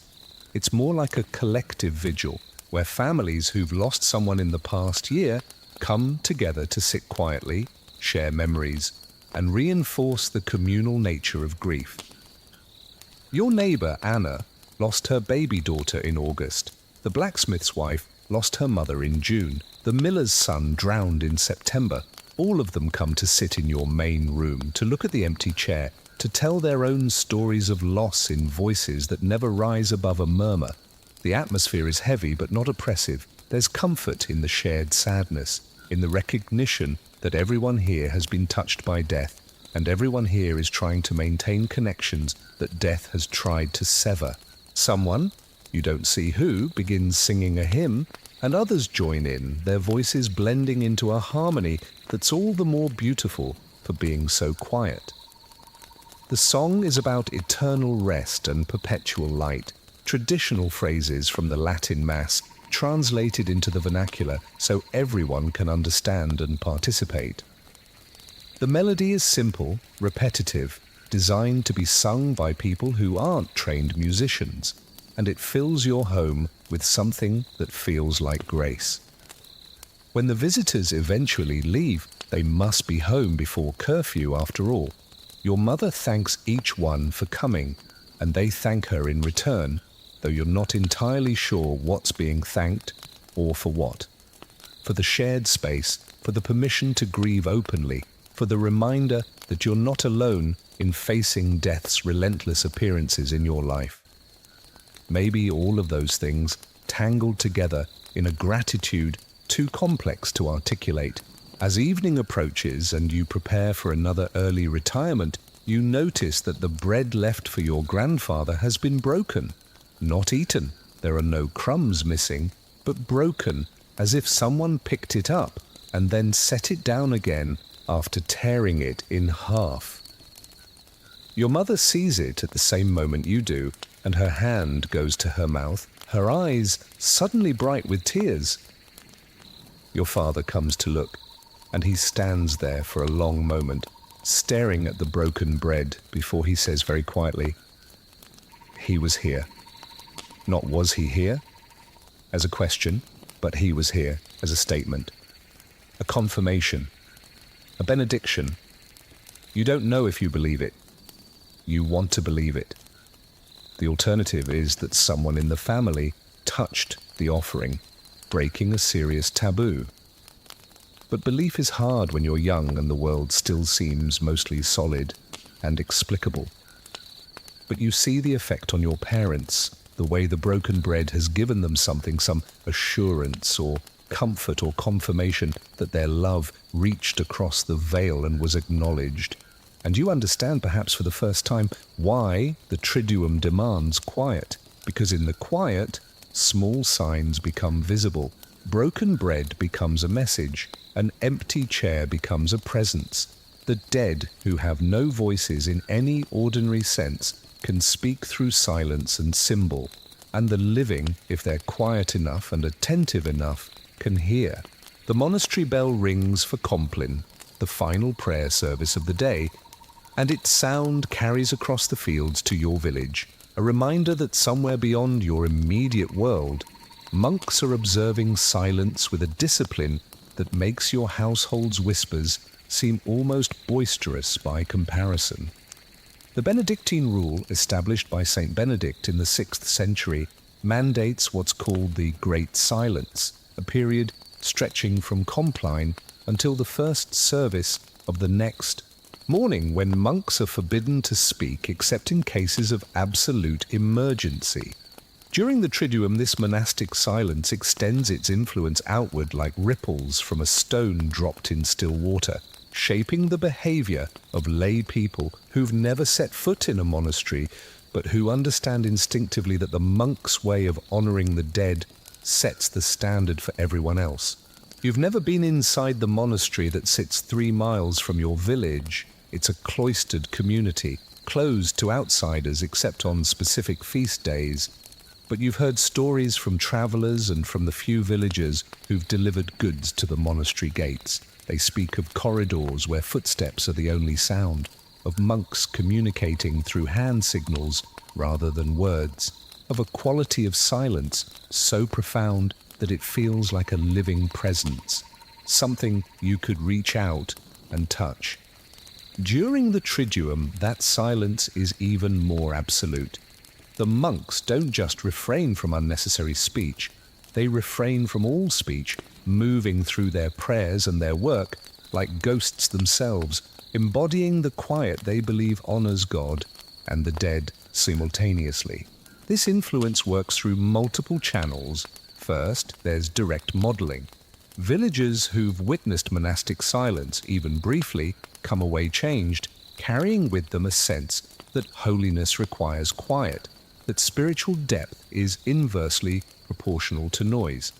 Second, there's the authority of the monks themselves, who are the educated class in a largely illiterate society, the people who can read Latin and interpret scripture, and therefore speak with divine backing. When monks practice silence, they're not just following a personal preference, they're enacting what they believe God demands. And if God demands it from monks, surely he expects at least a modified version from ordinary Christians. Third, and perhaps most powerfully, there's the acoustic reality of the monastery bell. You hear it multiple times each day, calling the monks to prayer, marking the liturgical hours, organizing time itself around worship rather than work. The bell's voice is constant, familiar, woven into the fabric of your daily life. And during the Triduum, it takes on a special significance. Each time it rings, calling the monks to another service, another period of silent prayer, you're reminded that somewhere professionals are doing this properly, completely, with total dedication. Your own whispered prayers and half-hearted attempts at contemplation feel inadequate by comparison. And that sense of inadequacy motivates you to try harder, to be quieter, to match, even imperfectly, the standard the monks have set. Historians still argue whether monastic culture imposed silence on the laity from above, or whether lay practices of seasonal quietude during threshold times like the Triduum inspired monastic rules in the first place. The truth is probably circular. Peasant superstitions about dangerous liminal periods influenced early Christian monks who were themselves often recruited from peasant families, and then those monks codified and theologized the practices which then flowed back to peasant communities with enhanced authority. The result is a feedback loop where popular practice and elite theology reinforce each other, creating a cultural norm that feels both ancient and divinely ordained.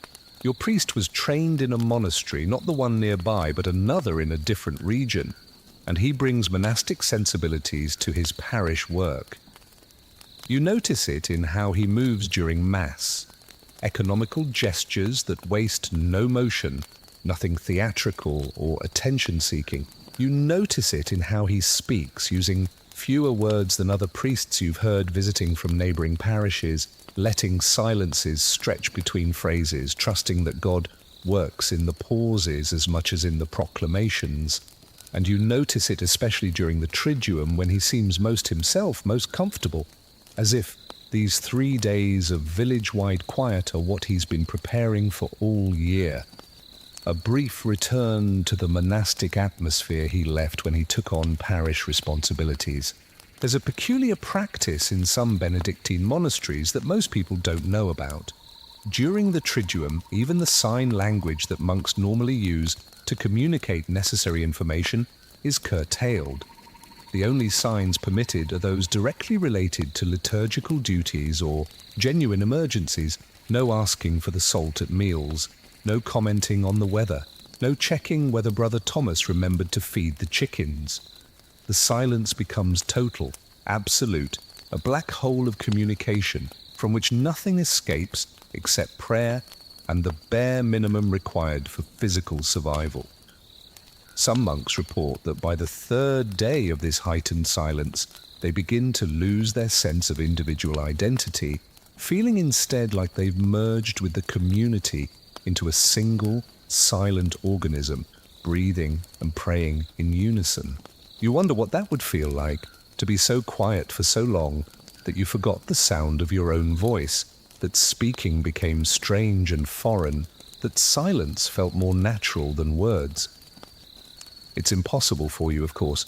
You're a child in a peasant household with siblings and chores and parents who, even when whispering, still need to communicate about daily necessities. But the idea fascinates you, this notion that silence could be so complete that it changes who you are, that it strips away the chattering surface self and reveals something deeper, quieter, closer to whatever image of God you're supposed to carry in your soul. The monastery's influence shows up in unexpected places. Your village has adopted a practice borrowed from monastic tradition of holding a communal chapter meeting on the evening of All Souls' Day, where grievances are supposed to be aired and forgiveness sought before the Triduum ends. The name comes from the monastic chapter house where monks gather to hear a chapter of the rule read aloud and then to confess faults and receive corrections. In your village version, families gather in the church, not for Mass, but for something less formal, more intimate.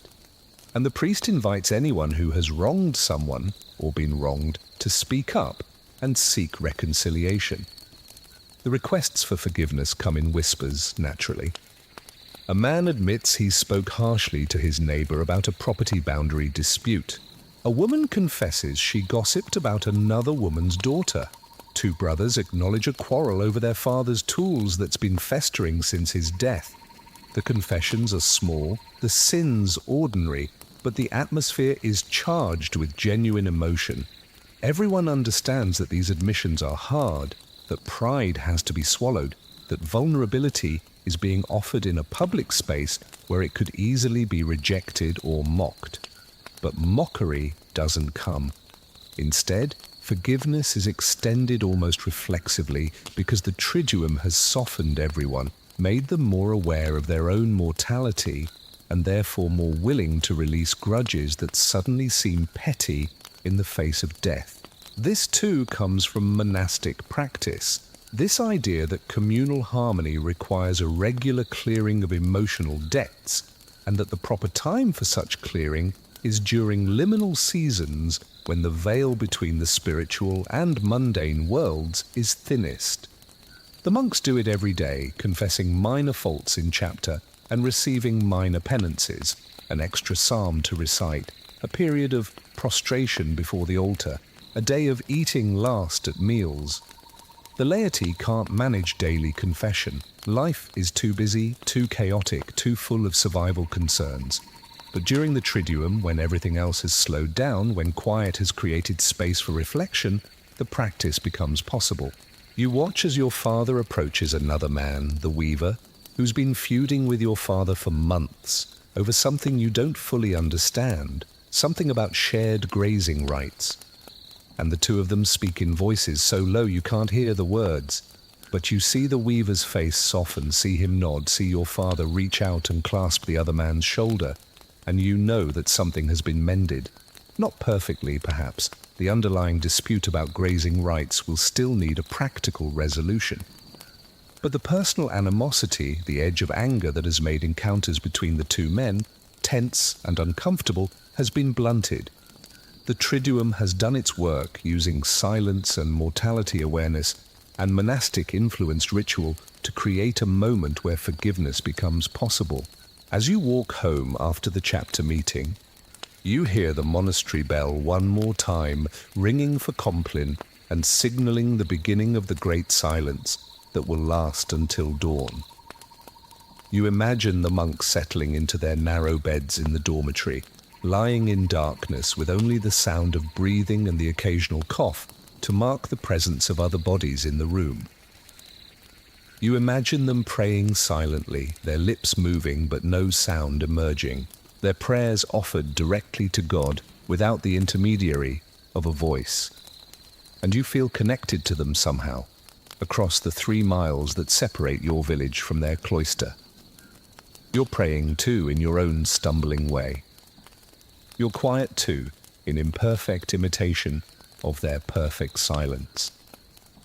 And for these 3 days, the boundary between your world and theirs feels almost permeable, as if holiness is leaking out from the monastery and sanctifying the ordinary landscape you inhabit. The almanac hanging on your neighbor's wall, one of the few printed documents in the entire village, treasured and consulted like an oracle, contains a section marked in red ink that everyone calls the fear calendar. You've seen it yourself when delivering eggs to the household, a list of days throughout the year when specific activities are forbidden or strongly discouraged, when travel is dangerous, when starting new ventures courts disaster. And prominently featured, circled in that ominous red, are October 31st through November 2nd, with warnings written in blunt, practical language that your neighbor, one of the few literate people in the village, reads aloud to anyone who will listen. Let no man travel far during these days. Let no woman begin weaving or churning. Let no child wander beyond sight of home. The dead walk, and mischief follows them. These almanacs, printed in cities and distributed through peddlers and parish churches, serve as a kind of mass media fear distribution system, carrying superstitions and warnings from urban centres to rural communities, from educated clergy to illiterate peasants. The church has complicated feelings about them. On one hand, almanacs promote Christian feast days and saints' observances, reinforcing the liturgical calendar that structures medieval life. On the other hand, they perpetuate beliefs that the church considers superstitious at best, heretical at worst, astrology, lucky and unlucky days, elaborate rules about when to plant crops or cut hair or conceive children based on lunar phases and planetary positions. But the almanacs are popular precisely because they offer practical guidance for navigating a world that feels unpredictable and dangerous. You live in an age without scientific weather forecasting, without a medical understanding of disease transmission, without any reliable way to predict or control the disasters, crop failure, livestock disease, human plague, fire, flood, war, that can destroy a family's livelihood overnight. In that context, an almanac that claims to predict dangerous days and safe days, that offers rules for avoiding misfortune, becomes incredibly valuable. Even if the rules are nonsense, and probably they are, in the sense that avoiding travel on November 1st doesn't actually protect you from anything supernatural. They provide the psychological comfort of feeling like you have some control, some knowledge, some way to increase your odds of survival. The warnings about the Triduum are particularly emphatic. Your neighbour's almanac devotes half a page to what it calls the Hallowtide precautions, and the list is extensive.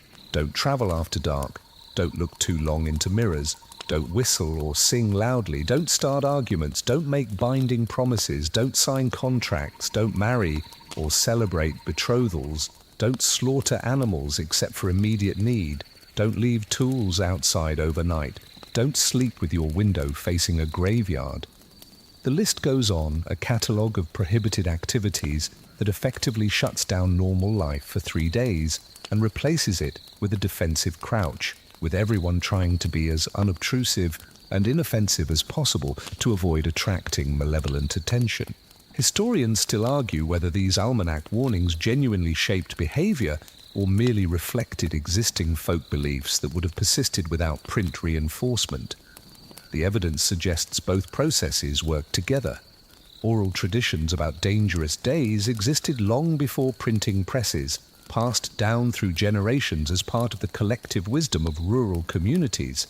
But the almanac standardized these traditions, gave them the authority of printed text, and spread them more widely than oral transmission alone could achieve. A superstition shared by your grandmother becomes more credible when you see it written down, especially when it's written down alongside church feast days and saints' lives and other information that's demonstrably accurate. The fear these almanacs cultivate is real, visceral, and it shapes the atmosphere of the entire Triduum.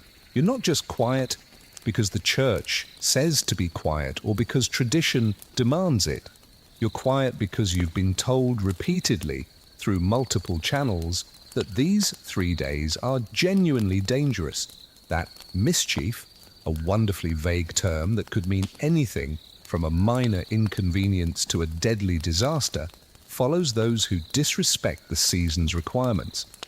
And that ambiguity is part of the power. If the warning was specific, if you travel on November 1st, you'll be robbed by bandits, you could evaluate the risk rationally, decide whether you need to make the journey badly enough to accept that specific danger. But mischief could be anything. It could be a minor haunting. It could be a sudden illness. It could be finding that your stored grain has spoiled, or your best cow has gone lame, or your son has developed a persistent cough that will carry him off by spring. When the consequences are undefined, caution becomes the only rational response. There's a peculiar detail in many almanacs that most people don't know about. They often include small woodcut illustrations of appropriate behavior during dangerous days, showing families huddled indoors, doors firmly closed, a single candle burning, everyone in postures of prayer or quiet work.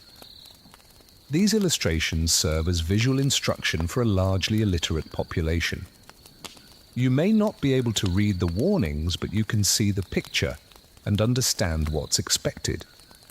The recurring visual motif is containment, people staying small, staying quiet, staying inside, making themselves as inconspicuous as possible, while danger passes overhead like a storm. Your own family doesn't own an almanac. They're expensive, and in any case your parents can't read.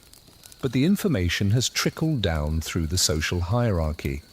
The priest reads from an almanac during some of his homilies, translating the Latin or vernacular text into even simpler language for his congregation. The miller, who can read a bit, shares almanac wisdom with his customers while they wait for their grain to be ground. The peddler who visits twice a year brings not just goods but information, including summaries of almanac warnings and predictions. By the time All Hallows Tide arrives, even the poorest, most isolated household has heard the warnings multiple times from multiple sources, creating a kind of echo chamber of fear that makes ignoring the precautions feel reckless. The economic impact of these warnings is significant. For 3 days, commerce essentially stops. Markets aren't held, shops close, craftsmen don't take new commissions, agricultural work is reduced to absolute necessities, animals must be fed and watered, but everything else can wait. The fear calendar has created what amounts to a mandatory holiday, though holiday, with its connotations of celebration, is completely the wrong word. This is more like a mandatory lockdown, 3 days when the village collectively holds its breath and waits for the danger to pass. Some merchants complain about this. 3 days of lost business multiplied across every village and town in Christendom adds up to a significant economic loss. But the complaints rarely find traction because most people, including most merchants, half believe the warnings themselves. Better to lose 3 days' income than to risk the undefined mischief that might result from disrespecting the season. And besides, there's social pressure. If you're the one shopkeeper who stays open during the Triduum, loudly advertising your wares while everyone else is whispering, you'll be seen as arrogant, foolhardy, possibly dangerous to the community. If mischief comes to the village, you'll be blamed for attracting it through your disrespect. So you close your shop, take your losses, and justify it as a necessary cost of living in a world where the dead have rights too. On the evening of November 2nd, as the Triduum draws toward its close, your neighbor gathers a small crowd to hear the final almanac reading relevant to the season. The warning for November 3rd is brief but important. When Hallowtide ends, give thanks loudly. Make noise to signal the return of the living world, but do not mock the dead or boast of having survived their season, lest you invite their attention for the year to come. The advice is characteristically double-edged. You should celebrate, but carefully. You should make noise, but respectfully. Even after the dangerous day's end, caution remains necessary. The dead are returning to their proper realm, but they're touchy about being dismissed or disrespected, and next year's Triduum will come around soon enough. As you walk home in the dusk, you reflect on how these printed warnings have shaped not just your behavior, but your inner state.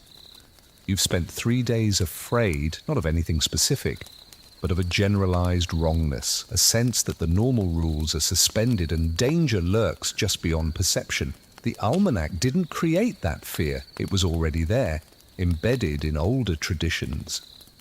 But it amplified it, gave it legitimacy, made it feel rational rather than superstitious. And in making you afraid, it made you quiet. Fear is perhaps the most reliable producer of silence, more effective than reverence or piety or fatigue. You're quiet during the Triduum because you're scared, and the almanac made sure you knew exactly what you should be scared of, even if it could never quite explain why. The fog rolls in on the morning of November 1st, thick and cold and seemingly sentient, wrapping your village in a grey blanket that reduces visibility to a few arms' lengths. You step outside to fetch water and immediately feel disoriented, cut off from landmarks you've known your entire life. The church tower, visible from every point in the village on clear days, has vanished completely. Your neighbour's house, just 20 paces away, is barely a shadow in the mist. The fog doesn't just obscure vision, it distorts sound, making nearby noises seem distant and creating phantom echoes that suggest movement where nothing moves. It's as if the physical world is cooperating with the liturgical season, providing atmospheric confirmation that these days are different, dangerous, liminal. The meteorological reality is straightforward enough. November, in Northern Europe, brings temperature drops that create fog when warm ground meets cold air, especially overnight and in the early morning. The days are brutally short now. You're losing several minutes of daylight each day as winter approaches, and by mid-November, the sun will set before 4 o'clock. The damp cold seeps into everything, making your joints ache, making fires struggle to provide adequate warmth, making bed the only truly comfortable place, and therefore making the curfew's early retirement feel less like an imposition and more like mercy. This is the season when your grandparents die, when babies born sickly don't survive, when the old wound in your uncle's leg starts hurting again and reminds him he'll never walk without a limp.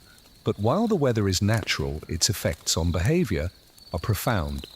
The fog makes travel genuinely dangerous. You could easily lose your way even on familiar paths, step into a ditch, stumble over roots, or simply walk in circles until exhaustion and cold overwhelm you. The rational response to heavy fog is to stay put, stay indoors, minimize movement until visibility improves. This natural, weather-based caution dovetails perfectly with the supernatural warnings from the church and the almanac. You're supposed to stay inside during the Triduum anyway. The fog ensures you want to, turning a theological requirement into a practical necessity. The short days have an even more powerful effect on the season's quiet. You wake in darkness, do your morning chores by a dim dawn light, eat your midday meal in what passes for full daylight, though the sun never gets very high above the southern horizon, and then watch the light drain away by mid-afternoon, plunging you into darkness again for the long hours before sleep. You're living mostly in the dark, and darkness naturally suppresses activity. You can't do fine work without light. You can't travel safely without seeing the path. You can't gather in large groups because keeping enough candles or rushlights burning to illuminate a crowded room is expensive, and most households can't afford the extravagance. So people retreat into small family units, into their own homes, into whatever light they can afford to maintain, and the rest is darkness and quiet. Historians still argue whether the church deliberately scheduled All Hallows Tide to coincide with the worst autumn weather to take advantage of natural conditions that would enforce the desired behavior, or whether the timing was coincidental and people simply made theological sense of whatever weather they encountered. The evidence is ambiguous, but medieval people themselves certainly believed the weather was meaningful, not random. When fog arrived during the Triduum, it wasn't just unfortunate meteorology. It was a sign, a confirmation that the veil was thin, that the natural world itself was participating in the supernatural drama of the season. The cold is its own form of discipline. Your house, even with the fire burning, never gets truly warm. The heat rises and escapes through gaps in the thatched roof. The cold seeps in through the packed earth floor and through the shuttered windows that can't quite seal out the November wind. You're always slightly cold, always huddling closer to the fire, always wearing extra layers, always aware of your body's discomfort. This low-level physical misery makes you less active, less inclined to go out or engage in energetic pursuits. You conserve energy, move slowly, speak quietly, to avoid wasting the breath that creates small clouds of vapor in the cold air. The weather literally dampens your volume, makes silence feel like the path of least resistance. There's a peculiar folk belief that most people don't know about. Fog during the Triduum was said to be the breath of the dead, their collective exhalation as they wandered between worlds.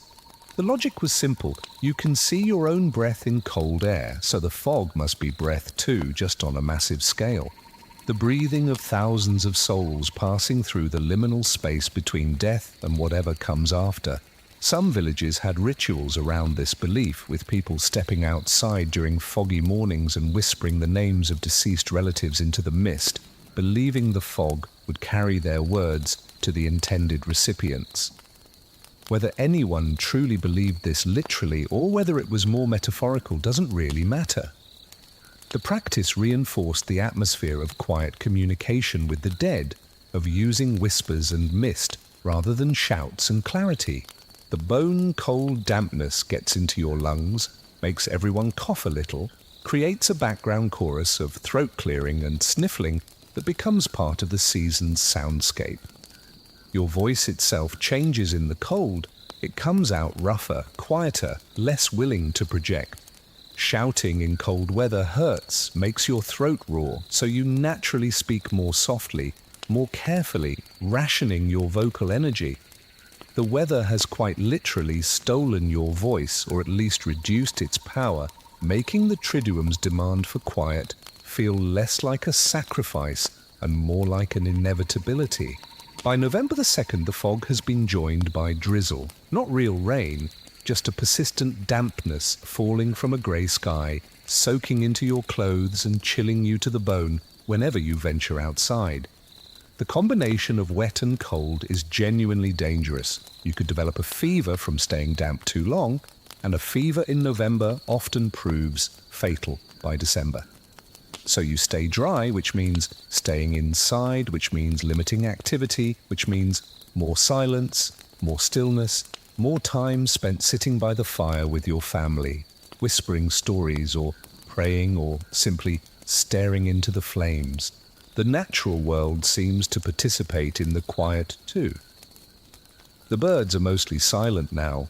The spring and summer songs are long gone, and what remains are the occasional harsh cries of crows or the lonely call of an owl, sounds that emphasize rather than break the silence. The trees are bare, their leaves fallen into sodden piles that muffle footsteps.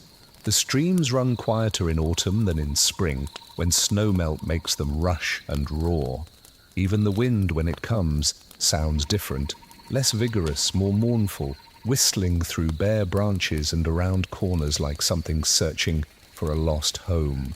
You remember summers when the village was loud, children playing games in the long evenings, adults lingering outside to gossip after the day's work, musicians sometimes gathering to play, livestock making constant noise, dogs barking, chickens clucking, life happening in full volume. November is the opposite. The livestock are mostly penned or sheltered, quiet in their confinement. The children are inside, subdued by the cold and darkness, and parental warnings about staying close. The adults are too tired and cold for evening socializing. The whole soundscape has contracted, shrunk down to the minimum necessary for survival. And the silence isn't just spiritual or liturgical, it's ecological, meteorological. The entire natural world is turning down its volume and waiting for winter. On the afternoon of November 2nd, the fog finally begins to lift, though the sky remains grey and low, pressing down on the village like a lid on a pot. You can see the church tower again, and the sight is almost shocking after 2 days of blindness. But even as visibility improves, the cold remains, and the shortness of the daylight, and the dampness that makes everything harder. The weather hasn't finished shaping your behavior, it's just shifted its methods. Where fog made you afraid to go out, cold makes you reluctant. Where darkness made travel impossible, dampness makes it miserable.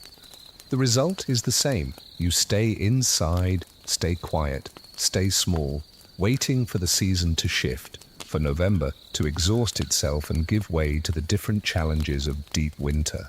You stand at your door as the early darkness of a November evening begins to gather. It's barely past 4 o'clock, but the sun is gone. And you reflect that the Triduum's quiet isn't purely a human choice. The weather has been an accomplice, maybe even an instigator. The church and the almanac told you to be quiet, but the fog and the cold and the darkness made you want to be quiet, made loudness feel not just irreverent, but impossible, impractical. A waste of precious energy in a season when energy is scarce, and survival requires careful conservation of all resources, including breath and voice and the small warmth generated by a body that's trying hard not to freeze before spring. The market square stands empty on the morning of November 1st, and the emptiness is startling in its completeness. This is the space that normally hosts twice-weekly markets where farmers bring produce, bakers sell bread, weavers display cloth, and the noise of commerce, haggling, laughing, arguing, gossiping, fills the air from dawn until mid-afternoon. But today, the square is silent except for the wind pushing dead leaves across the cobblestones. The market stalls are shuttered, the weighing scales are locked away. The town crier, who normally announces news and regulations in a voice that carries across half the village, is nowhere to be seen. By legal ordinance enforced by both church and secular authorities, all noisy commerce is forbidden during the Triduum. The laws governing this silence are surprisingly specific and surprisingly punitive. You've heard the regulations read aloud after Mass on multiple occasions. No markets or fairs during October 31st through November 2nd. No street vending or hawking of goods. No public performances by musicians, jugglers or storytellers. No hiring of labour for loud work like construction or metalworking. Violations carry fines, substantial ones calculated as a percentage of the merchant's or craftsman's annual income, and repeat offenders can lose their trading licenses entirely, effectively destroying their livelihoods. The authorities are serious about protecting the Triduum's sacred character, and they're willing to use economic pressure to enforce behavioural compliance. The reasoning behind these restrictions is multi-layered. At the most basic level, markets are loud. Dozens or hundreds of people gathered in a confined space, all talking, all negotiating, all trying to attract customers and make sales, creates a cacophony that would violate the Triduum's requirement for quiet. But there's more to it than mere noise control.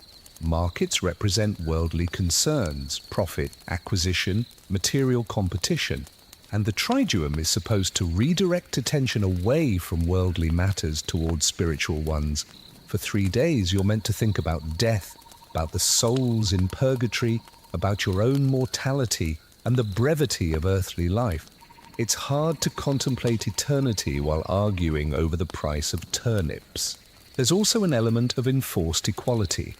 Markets create and display economic hierarchies: the successful merchant with goods to sell, the wealthy customer who can afford luxuries, the poor labourer who can barely buy bread. These hierarchies persist during ordinary time, of course, but the Triduum suspends them temporarily. When commerce stops, everyone becomes equal in the face of death. The rich and poor alike must observe the silence, must retreat into their homes, must acknowledge that death doesn't recognize economic distinctions. In the charnel house you saw this physically. The skulls of nobles and peasants stacked together, indistinguishable. The market closure makes the same point economically. For 3 days, money doesn't talk. Historians still argue whether these commercial restrictions were genuinely motivated by religious concerns, or whether they served other purposes that authorities found convenient. Skeptics point out that enforced market closures prevented price gouging during a time when demand for certain goods, candles, incense, black cloth for mourning, might spike. They also prevented labour unrest, since workers couldn't be forced to labour during days deemed sacred by the church. The cynical interpretation suggests that piety was just a convenient cover for market regulation and social control. The more generous interpretation holds that medieval people genuinely believed commerce during the Triduum was disrespectful to the dead, and that economic sacrifice was a legitimate form of religious observance. Your own family feels the impact of the market closure directly. Your father is a carpenter, and while he's permitted to work on urgent repairs during the Triduum, a leaking roof, a broken door that leaves a house insecure, he can't take new commissions or do any work that involves loud hammering or sawing. 3 days of lost income is significant for a household that lives close to the margin between sufficiency and hunger. But your father doesn't complain, at least not where you can hear him. He treats the enforced idleness as an opportunity for quiet repairs on his own tools, for planning future projects, for time with his family that ordinary busyness usually prevents. The absence of markets creates a strange stillness in the village's social life as well as its commercial life. Markets are where you encounter people from neighboring villages, where news and gossip circulate, where the isolated world of your own household connects to the larger world of the region. Without markets, those connections are severed. Each family becomes an island, isolated in its own grief and its own observance, unable to compare experiences or seek comfort in the collective. This isolation intensifies the Triduum's emotional weight. You're alone with your dead, alone with your mortality, alone in the silence. There's a peculiar exception to the commercial restrictions that most people don't know about. Apothecaries are permitted to remain open for emergency medical needs, but they must conduct business in whispers, without advertising their availability, serving only customers who come to them already knowing they're open. This creates a strange underground economy during the Triduum, where necessary transactions happen in hushed tones, money changing hands, with none of the usual negotiation or ceremony. The apothecary becomes a confessional of sorts, where people whisper their ailments and fears, where the transaction is as much about human contact as it is about medicine. By the second day of the market closure, you start to notice the secondary effects. Without fresh bread from the bakers, who are forbidden to sell publicly, though they can bake for their own households, people rely on whatever they prepared in advance. The quality of meals declines, bread is stale, vegetables are wilted, meat is scarce because butchers can't slaughter and sell during the sacred days. The physical deprivation mirrors the spiritual discipline. You're hungry, tired, cold, and these discomforts remind you that life is precarious, that comfort is temporary, that someday you will be permanently beyond the reach of bread and warmth and satisfaction. The town square's emptiness becomes a kind of public meditation space. Without the market's distraction, you notice details you normally overlook. The carving on the market cross depicting scenes from Christ's crucifixion. The way pigeons gather in the absence of people, pecking at invisible crumbs. The sound of the fountain in the square's center, its splash suddenly audible without the usual human noise to drown it out. The space designed for commerce and community becomes a place of solitude and reflection, serving a completely different purpose for 3 days each year. Some merchants chafe against the restrictions. You've overheard conversations, carefully quiet conversations, because complaining too loudly about church regulations is dangerous, where traders calculate their losses and grumble about superstition, interfering with legitimate business. They point out, not unreasonably, that trade doesn't offend the dead, that economic activity is how families survive, that God surely doesn't require poverty as proof of piety. But these complaints rarely lead to open defiance. The social and legal consequences are too severe, and besides, most merchants half believe the restrictions are necessary anyway. Better to lose 3 days' income than to risk supernatural punishment or community condemnation. The village's silence during market hours, when the square should be bustling, but instead sits empty, creates an uncanny feeling, as if you've woken up to find everyone else has disappeared. You walk through the square on an errand for your mother, and your footsteps echo off the buildings, and you realize how much of your sense of normalcy depends on the background hum of human activity. Without it, the village feels haunted, abandoned, post-apocalyptic. Even though you know everyone is just indoors observing the Triduum privately, the empty public spaces make you feel like the last person alive. On the afternoon of November 2nd, as the Triduum begins to wind down, you see preparations beginning for tomorrow's market reopening. Store owners emerge briefly to check their equipment, to make sure their shutters weren't damaged by the wind, to mentally prepare for the rush of business that will come when commerce resumes. They move quietly. Still, the Triduum hasn't ended yet, but there's anticipation in their movements, a readiness to return to normal noise and normal life. Tomorrow the square will fill with voices again, with the cheerful chaos of buying and selling, with the reassuring sound of life continuing despite death's annual reminder of its ultimate claim on everyone. But for now, for these last hours, the silence holds. The market stays closed. The square stays empty. The economic heartbeat of the village remains suspended. And in that suspension, you're forced to confront the question that the Triduum keeps asking. What matters if buying and selling stops? If profit and loss are temporarily irrelevant? If material concerns are set aside for 3 days, what's left? The answer the church wants you to reach is, souls matter, relationships matter, eternity matters. And for 3 days, removed from the market's noise and distraction, it's hard to argue otherwise. The children's games you played just weeks ago, loud, raucous affairs involving chasing and shouting and delighted shrieks, have transformed into something else entirely as October gives way to November.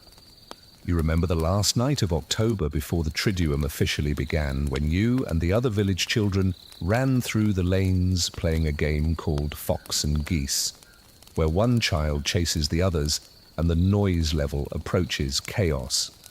But tonight, on the evening of All Saints' Day, you're playing a completely different version of the same game, Silent Fox and Geese, where the fox must catch the geese without anyone making a sound, louder than a whisper. And if you cry out, even in surprise or delight, you're eliminated not just from the game, but from play entirely for the rest of the evening. The transformation is remarkable. The games haven't disappeared. They've been subdued, turned into quiet versions of themselves that honor the season's requirements while still allowing children to be children. You move through the twilight shadows playing silent tag, communicating through gestures and facial expressions rather than words. And the silence makes everything more intense. Without the release valve of shouting or laughing, the excitement builds internally, becomes a kind of pressure in your chest. When you're caught, you can't shriek in protest. You can only press your hand to your mouth and nod your acknowledgement. And somehow, that restraint makes the game feel more serious, more real, as if you're training for some adult discipline you'll need later. The guising tradition, where children dress in costumes and visit neighbors, continues during the Triduum, but takes on a solemnity that's worlds away from the loud Halloween celebrations that will emerge in later centuries. You and your friends have prepared simple disguises, a sheet draped over your head with eye holes cut out, a mask made from stiffened cloth, a hooded cloak that obscures your features. But you're not monsters or goblins tonight. You're meant to represent souls in purgatory, wandering and seeking prayers, and your costumes reflect that ambiguity. You're not quite dead, not quite alive, existing in the liminal space that the Triduum commemorates. The procession of disguised children moves through the village in near silence, carrying small lanterns made from hollowed-out turnips with candles inside. The turnip lanterns aren't carved with scary faces, as later jack-o'-lanterns will be. Instead, they're marked with simple crosses, casting wavering shadows that look like crucifixes dancing on the walls of the houses. You walk slowly, deliberately, and when you approach a door, you don't knock loudly or demand entry. You tap gently 3 times and wait. When the door opens, you stand silently until the householder invites you in or gives you a small token, a soul cake, a bit of bread, a blessing whispered over your head. Historians still argue whether these quiet guising traditions were the original form of Halloween activities, or whether they represent a taming of wilder customs that the church worked hard to suppress. The evidence suggests both processes happened simultaneously in different regions. Some villages had rowdy Halloween traditions that involved young men playing pranks, overturning carts, and generally causing trouble under the cover of darkness and disguise. The church pushed back against these practices, offering the quieter guising of the Triduum as an acceptable alternative. You can dress up, you can visit neighbors, but you must do it respectfully, prayerfully, in ways that honor the dead rather than mock them. Your own guising group consists of 6 children, all between ages 7 and 11, and you've been instructed by your parents on proper behavior. You must stay together, no wandering off alone, because lone children during the Triduum are vulnerable to getting lost, to encountering danger, to being mistaken for something supernatural rather than merely human. You must keep your voices low, speaking only when necessary. You must accept whatever is offered without complaint or negotiation. And you must offer prayers in exchange, real prayers, sincere and heartfelt, not just mumbled formulas. The householders are trusting you to pray for their dead, and that trust must be honoured. At the widow Margaret's house, you remember her from the souling rounds, she invites your entire group inside, a rare gesture. Her home is dimly lit by a single candle, and she's set out 6 soul cakes on her table, one for each of you. But before she'll give them to you, she asks you to join her in prayer. You kneel on her cold floor, your turnip lantern set aside, and she leads you through a decade of the rosary, her voice barely audible, her fingers working the beads that have been worn smooth by years of use. You respond at the appropriate moments, your children's voices blending with her aged one, and for those few minutes, you're not playing a game or following a tradition. You're genuinely praying, genuinely trying to reach across the divide and offer comfort to her dead husband Thomas, who you never met, but whose name you've been carrying in your memory since the souling. There's a peculiar regional variation that most people don't know about. In some Scottish and Irish villages, the guising children were required to perform a small talent, recite a poem, sing a quiet hymn, tell a moral story, before receiving their treats. The performance couldn't be loud or showy, it had to be subdued, appropriate to the season. This created a kind of hush talent show where children competed not for volume or flash, but for emotional resonance and spiritual appropriateness. The best performances were the ones that made adults cry quietly, that touched on themes of loss and memory and hope for reunion in heaven. Your group doesn't have a talent requirement. But when you reach the house of the baker who gave you the list of 23 names, one of your friends, a girl named Alice, whose voice is surprisingly mature for her age, begins singing without being asked. She sings a hymn about eternal rest, and her voice is soft but clear, and it carries through the cold November air with a purity that makes everyone stop and listen. The baker stands in his doorway, tears streaming down his face. And when Alice finishes, he gives each of you not 1 soul cake, but 3. And he whispers, "Thank you, children. Thank you for remembering." The lantern procession itself becomes a kind of moving prayer. The small lights bobbing through the darkness, the silent children in their ghostly disguises, the whole village watching from windows and doorways. It creates a tableau that's both beautiful and eerie, celebratory and mournful. You're celebrating the connection between the living and the dead, the possibility of communication across the veil, the hope that death isn't a final separation, but you're also mourning, acknowledging the loss, admitting that the people you've lost are truly gone from the physical world and won't be coming back, no matter how much you pray. By the time your group has visited a dozen houses, your pockets are heavy with soul cakes, and your turnip lantern is burning low, the candle inside nearly exhausted. Your feet are cold, and your fingers are numb, and you're ready to go home. But there's one more house on the route, the old soldier's house, the man who fought in wars before you were born and came back with scars and stories and a tendency to drink too much. He's not well liked in the village. He's gruff, prone to anger, isolated in his cottage at the edge of the settlement. But the guising tradition requires you to visit every house, regardless of the householder's reputation. When you tap on his door, you half expect him to yell at you, to send you away. But instead he opens the door slowly, and in the light of your lanterns you see that he's been crying. His eyes are red, his face blotchy, and when he speaks, his voice is raw with emotion. "You'll pray for my brother?" he asks. "He died in the war. 40 years ago now. No one remembers him but me." "You promise you will?"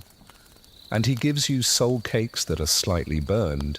He's not much of a baker, and he stands in his doorway, watching as your group continues down the lane. And you realize that everyone is lonely during the Triduum. Everyone is grieving. Even the people who seem too rough or too distant to care about such things. The games and processions serve multiple purposes. They teach children about death in manageable doses, making mortality familiar rather than terrifying. They create an intergenerational connection, linking the young and old in a shared observance. They maintain community cohesion, ensuring that even in silence and isolation, people remain aware of their neighbors and their collective obligations. And they provide a pressure release, a way for children to participate in the Triduum's solemnity without being crushed by it. You can play quiet games, you can process with lanterns, you can dress up and visit neighbors, and through these activities, you can be part of the adult world of grief and prayer without having to fully understand or bear the weight that adults carry. As you finally head home, your lantern guttering out, you reflect that you've learned something tonight about the flexibility of tradition, about how customs can adapt without disappearing, about how loudness and quiet are both forms of expression. And sometimes the quiet version says more than the loud one ever could. Tomorrow, when the Triduum ends, you'll probably play fox and geese the old way again, shrieking and laughing without restraint. But you'll remember this too. The silent version, the game played in whispers and shadows, the version that honored the dead while still letting children be children, finding joy even in the season of sorrow. The Reformation arrives in your region like a hammer blow, shattering the careful consensus that had governed all Hallows Tide for centuries. You're living now in the mid-16th century, and the religious upheavals that began with Martin Luther's protests have finally reached your village, bringing with them a reformer priest who stands in the pulpit on the Sunday before November and announces that everything you've been taught about the Triduum is wrong. "There is no purgatory," he declares, his voice echoing through the stone church. "The dead cannot hear your prayers. Soul cakes are superstition. The vigils are meaningless. The silence you've maintained out of respect for wandering spirits is based on lies invented by a corrupt church to extract money from the credulous." The shock ripples through the congregation. You watch the faces around you registering confusion, anger, fear. These people have spent their entire lives observing the Triduum, praying for their dead relatives, maintaining the quiet that honors the threshold season. Now they're being told it was all nonsense, that the dead are simply dead, that they're either in heaven or hell based on faith alone, and that nothing the living do, no prayers, no offerings, no vigils, no whispered names in the darkness, can change their fate. The theological shift is profound, but what strikes you most forcefully is the question no one dares to ask aloud. If we don't have to be quiet anymore during those 3 days, what do we do instead? The Protestant answer, at least initially, is aggressive normality. Markets will remain open during all Hallows Tide. Commerce will continue. Work will proceed as usual. The enforced silence is abolished by ecclesiastical decree, and in regions where Protestant princes hold power, by civil law as well. To remain quiet, to observe the old customs, is to signal Catholic sympathies, which can be dangerous depending on which way the political winds are blowing, so you're expected to be loud, to demonstrate through your noise that you've accepted the new theology, that you've rejected superstition in favor of a scripture-based faith. But the silence doesn't disappear. It can't. Centuries of tradition don't just evaporate because a priest in a pulpit declares them invalid. Instead, the silence goes underground. It becomes covert, transforming from a public observance into private resistance. Catholic families in Protestant regions continue to whisper during the first days of November, but they do it behind closed doors, where neighbors and authorities can't hear. They set out food for the dead in secret. They light candles in hidden corners. They pray for souls in purgatory, even though doing so openly could result in fines, imprisonment, or worse. The quiet continues, but now it's the quiet of conspiracy, of a forbidden practice, of a determination to maintain a connection with the dead despite theological prohibition. Historians still argue whether the Reformation genuinely changed popular attitudes toward death and the dead, or whether it merely drove existing practices into hiding where they could persist without official sanction. The evidence suggests tremendous regional variation. In solidly Protestant areas, particularly in cities where authorities could enforce compliance, the old Triduum observances genuinely declined, replaced by a more austere approach to death that focused on individual salvation rather than communal intercession. But in rural areas, in regions where Catholic and Protestant populations were mixed, or in places where enforcement was lax, the older traditions survived, sometimes for centuries, often blending elements of both theologies into hybrid practices that satisfied neither side but served the emotional needs of people facing mortality. The Counter-Reformation, the Catholic Church's response to the Protestant challenges, brings its own complications to the Triduum's silence. Determined to defend doctrines like purgatory and the efficacy of prayers for the dead, Catholic authorities double down on All Hallows tide observances, actually intensifying the requirements. In some regions, new rules appear: mandatory confession before the Triduum begins, extended vigils, additional mass obligations, stricter enforcement of commercial closures.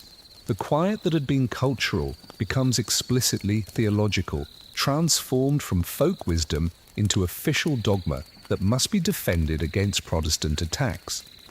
You watch this intensification play out in your own village when a contingent of Jesuit missionaries arrives in 1580, sent to reinforce Catholic practice in a region where Protestant ideas have made inroads. The Jesuits are sophisticated, educated, rhetorically skilled, and they preach a vision of the Triduum that's more elaborate than anything your grandparents would have recognized. They introduce new prayers, new rituals, new explanations for why silence matters.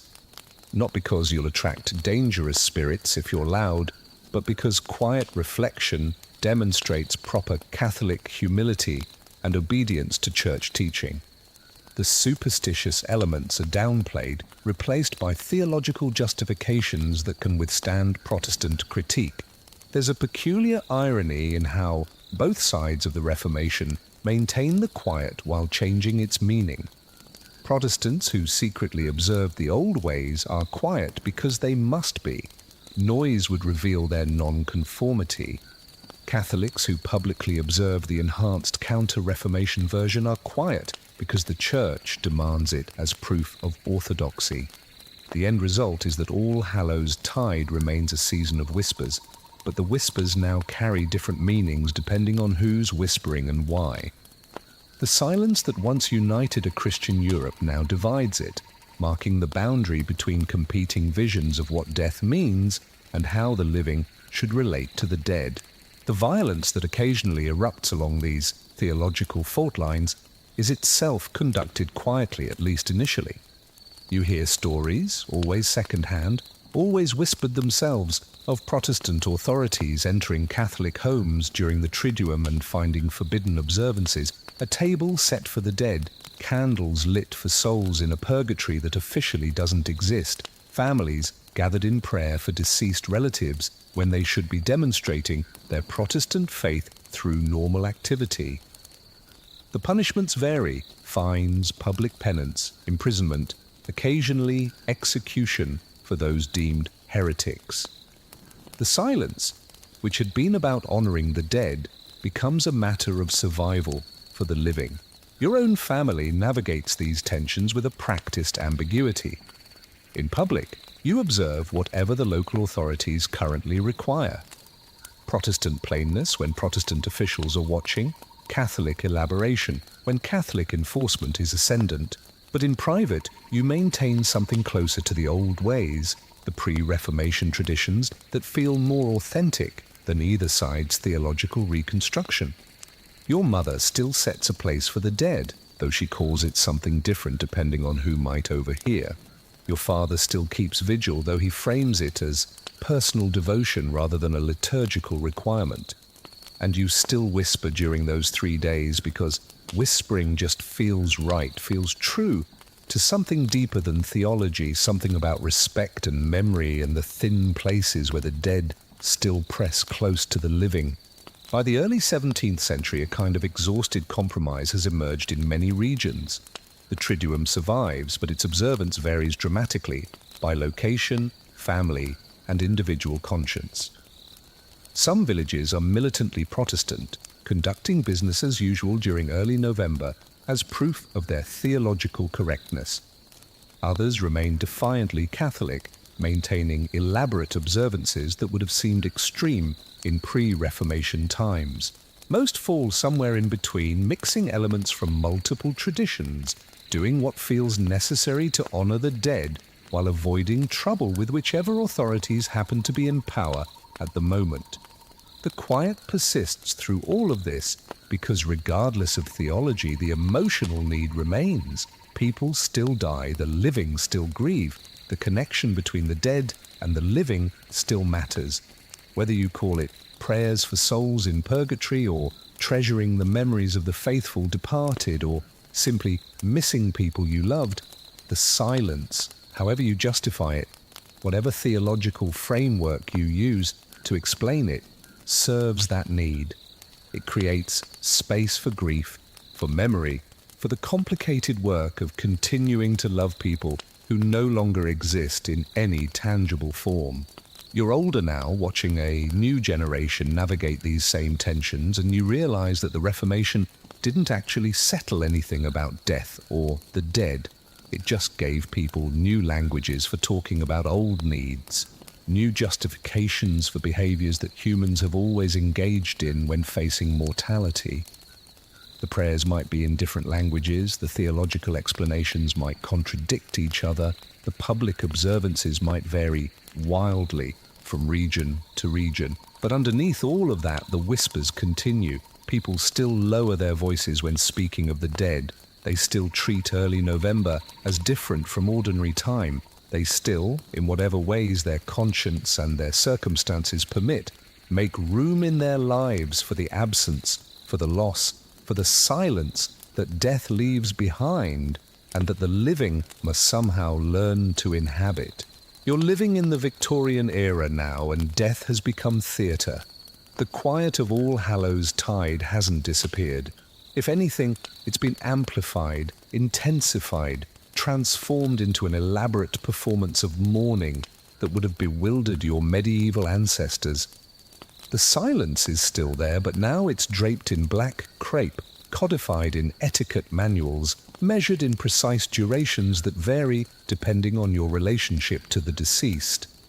A widow must observe full mourning for 2 years, wearing only black, speaking softly, withdrawing from society into a carefully choreographed quietness that demonstrates the depth of her grief and her adherence to social propriety. The Victorian approach to All Hallows' tide combines everything that came before: the medieval fear, the Reformation's theological debates, the Counter-Reformation's intensification, and adds a new element: sentimentality. Death has become romantic, beautiful, even something to be contemplated with a delicious melancholy rather than stark terror. The Triduum observances continue, but they're framed differently now. You're not staying quiet to avoid attracting dangerous spirits or because church law demands it. You're quiet because it's refined, because it demonstrates good breeding, because mourning itself has become a kind of aesthetic practice that signals your cultural sophistication and emotional depth. The evidence is everywhere in your world. Memorial photography has become fashionable. Families pose with their recently deceased, the corpse arranged to look almost alive, and the photographs are displayed proudly in parlors where visitors examine them with solemn appreciation. Mourning jewelry crafted from the hair of the dead is worn as both ornament and remembrance. Cemetery visits are social occasions, with families spending entire afternoons among the gravestones, reading poetry aloud, weeping decorously, participating in what's essentially a collective meditation on mortality that would have seemed bizarre to earlier generations, who viewed graveyards as dangerous threshold spaces to be approached with caution, not as parks for leisurely contemplation. All Hallows Tide, which had been fading somewhat in the intervening centuries, experiences a revival during the Victorian period, though the form it takes is distinctly modern. The Triduum becomes an opportunity for elaborate mourning rituals, for church services featuring choirs singing sad anthems about death and resurrection, for family gatherings where the dead are remembered through carefully curated stories that emphasize their virtues while editing out their flaws. The dead themselves have been domesticated, transformed from potentially dangerous spirits into beloved memories who exist primarily to make the living feel appropriately melancholy. Historians still argue whether Victorian mourning culture represented genuine grief or performed sentiment, whether the elaborate rituals helped people process loss or prevented them from doing so by substituting theatre for actual emotional work. The truth, as usual, is probably both, and neither. The Victorians felt their losses as keenly as any generation, but they channeled that feeling through cultural forms that emphasized control, restraint, and public display. You weren't supposed to wail or tear your hair or give way to uncontrolled emotion. You were supposed to mourn quietly, beautifully, in ways that demonstrated your civilization and refinement. The etiquette manuals that proliferate during this period include extensive sections on proper behavior during All Hallows Tide and the weeks surrounding it. You learn that voices should be modulated to what the manuals call speaking tones, loud enough to be heard clearly, but quiet enough to signal respect for the season. Laughter is discouraged, though gentle smiles are permitted when recalling fond memories of the deceased. Colours are rigidly prescribed: black for full mourning, grey, or purple for half mourning, white for children. Even the paper you write letters on should reflect your mourning status, with thick black borders for the recently bereaved and thinner borders for those in later stages of grief. The commercialization of mourning reaches levels that would have been unimaginable in earlier eras. You can purchase pre-printed mourning stationery, mourning veils in various weights and lengths, mourning gloves, mourning fans, even handkerchiefs with black borders. Entire businesses exist to serve the grieving, and they advertise their wares in newspapers and periodicals, though always in tastefully small announcements, because even advertising death requires quiet and restraint. The irony is that mourning has become big business precisely by emphasizing a withdrawal from business, creating a whole economy around the performance of being too grief-stricken to participate in ordinary economic life. There's a peculiar Victorian innovation that most people don't know about: mourning mirrors. These were specially manufactured mirrors with black frames or with a reflective surface partially obscured by black cloth, designed for homes in mourning. The theory was that looking at your full reflection during bereavement was vanity, inappropriately focused on the living self when your attention should be on the dead. So you'd have mirrors that showed only partial reflections or that distorted your image slightly, creating a visual reminder that during mourning you're not quite your full self. You're diminished by loss, reduced by grief, existing in a liminal state between your normal identity and the person you'll eventually become when the mourning ends. The Triduum itself becomes longer in Victorian practice, or at least its influence extends further. November becomes an entire month of mourning culture, with All Hallows Tide as the centerpiece, but the atmosphere of quiet remembrance stretching through the whole month. Churches hold special evening services throughout November, dimly lit by candles featuring sermons on mortality and hymns in minor keys. Charitable organizations organize visits to workhouses and prisons to bring comfort to the poor and imprisoned, with the visits conducted in whispers and with gifts given quietly, no fanfare or self-congratulation permitted, because charity during the mourning season should be humble, private, almost secret. Your family participates in these observances with the same mixture of sincerity and performance that characterizes Victorian culture generally. When your grandmother dies in October, you enter full mourning for All Hallows tide, and the household transforms. Mirrors are covered or turned to face the wall. The curtains are drawn, reducing the interior light to a perpetual twilight. Clocks are stopped at the hour of her death. Your mother wears full black crepe that rustles with a distinctive sound. Widow's silk, people call it, though it's not actually silk. And her voice drops to a near whisper that will persist for months. You and your siblings are outfitted in mourning clothes appropriate to your ages, and you're instructed in proper comportment. No running, no loud games, no singing except hymns, and those only in solemn tones. The sentimentality reaches levels that tip occasionally into absurdity. You attend a séance on All Souls' Evening, a popular Victorian entertainment that blends spiritualism with Triduum traditions, where a medium in full mourning dress claims to channel the spirits of the dead. The room is dark, lit only by candles, and everyone speaks in whispers even before the séance begins. The medium goes into her trance and then begins speaking in what she claims are the voices of various deceased individuals, passing messages to the living attendees. Your mother says she's at peace. Your husband forgives you. Your child is playing in heaven's gardens. The messages are generic, applicable to almost anyone, but the bereaved recipients weep with gratitude, convinced they've received genuine communication from beyond the veil. You're skeptical. You're old enough now to recognize performance when you see it, but you also recognize the need these séances serve.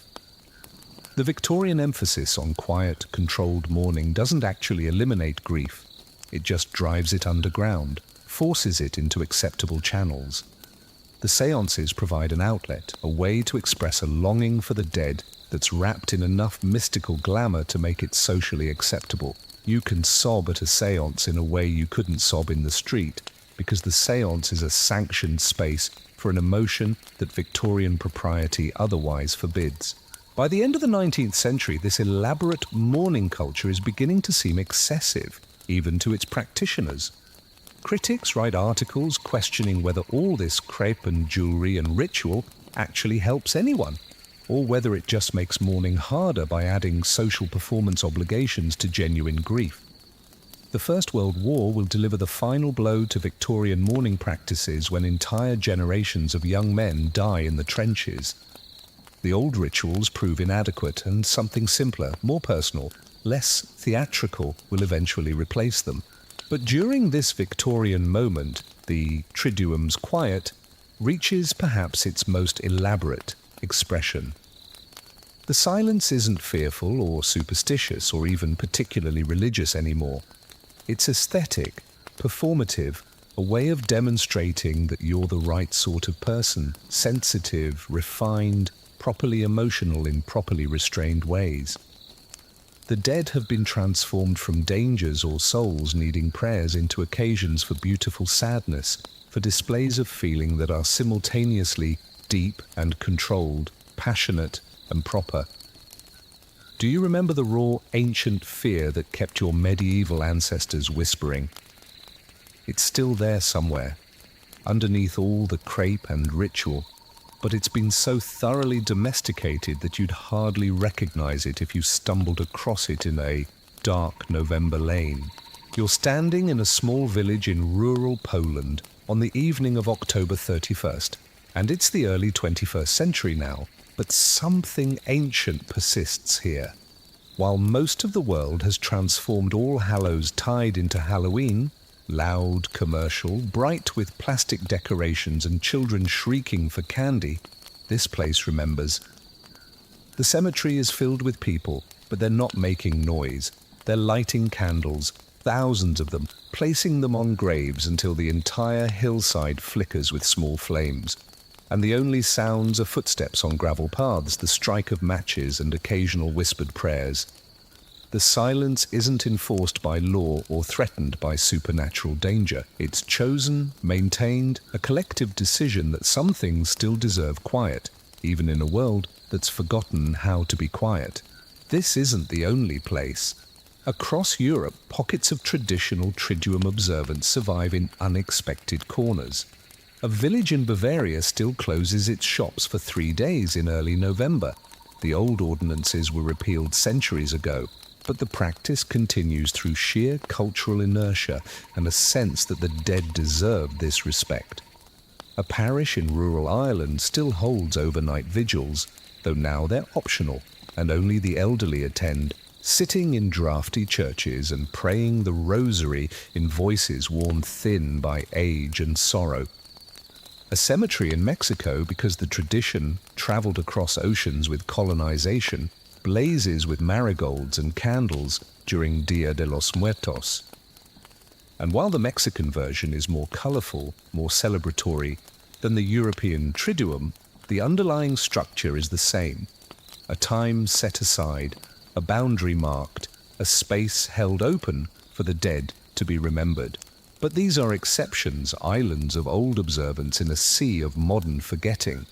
Most of the Western world has lost the Triduum entirely, or rather, it's been transformed beyond recognition into Halloween, a holiday that takes the date and some superficial imagery from All Hallows Eve, but inverts nearly everything about the original observance. Where the Triduum was quiet, Halloween is loud.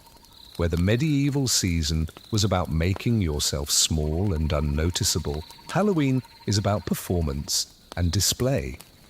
Where the old ways involved fasting and discomfort, Halloween centers on candy and indulgence. Where the threshold was approached with reverence and fear, it's now crossed with laughter and deliberate transgression. You watch this transformation with mixed feelings.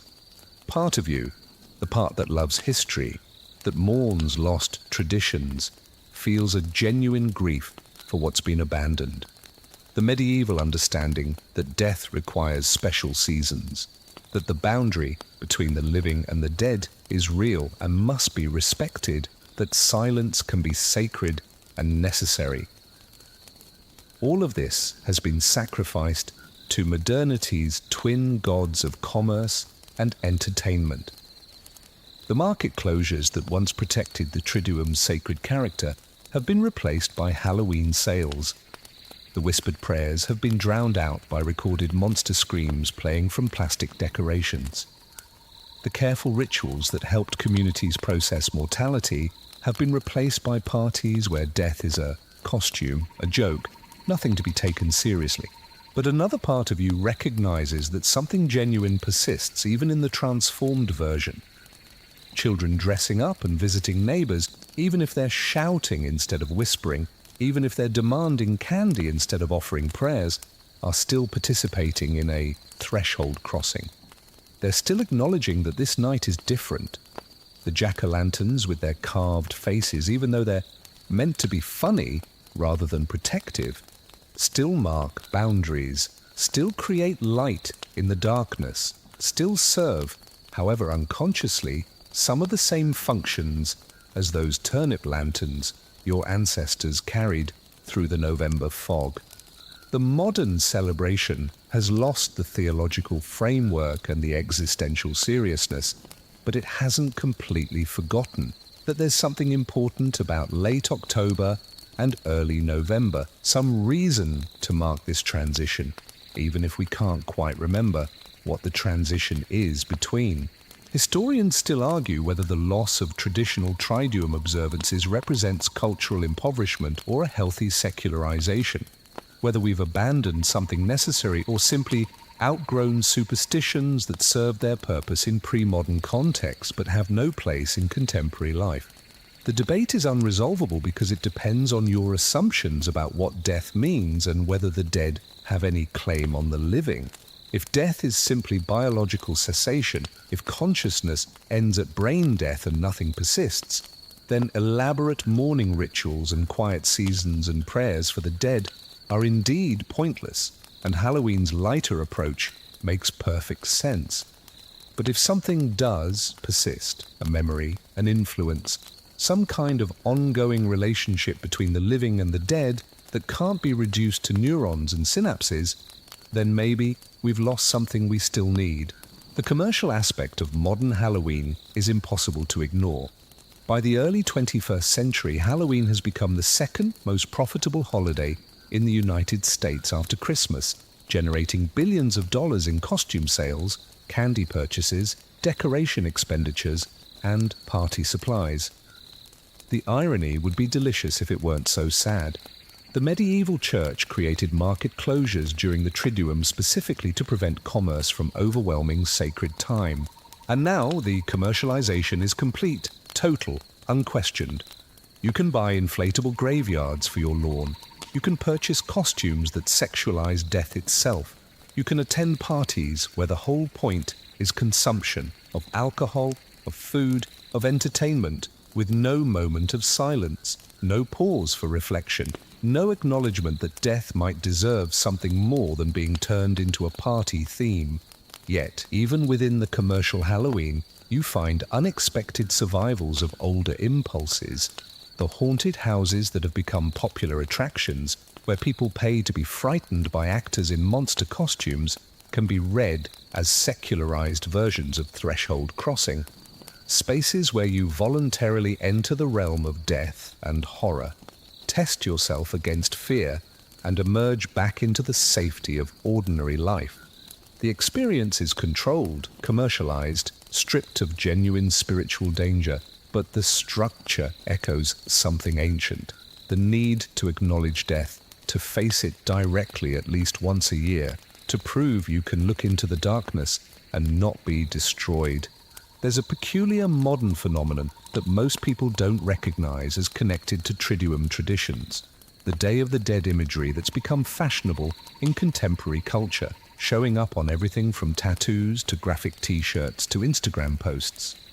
The sugar skulls, the marigolds, the elaborate face paint, these are borrowed from Mexican traditions that themselves descended from the medieval Triduum mixed with indigenous American practices.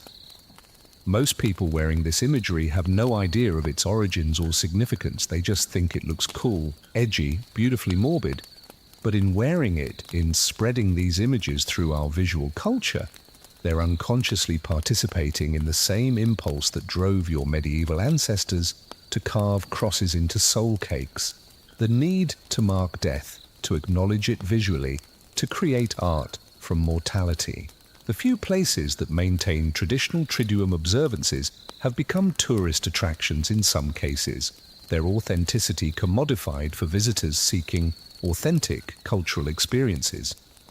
You watch tour groups visiting that Polish cemetery, cameras clicking, capturing the candlelight for Instagram posts, and you can't decide if this is preservation or desecration.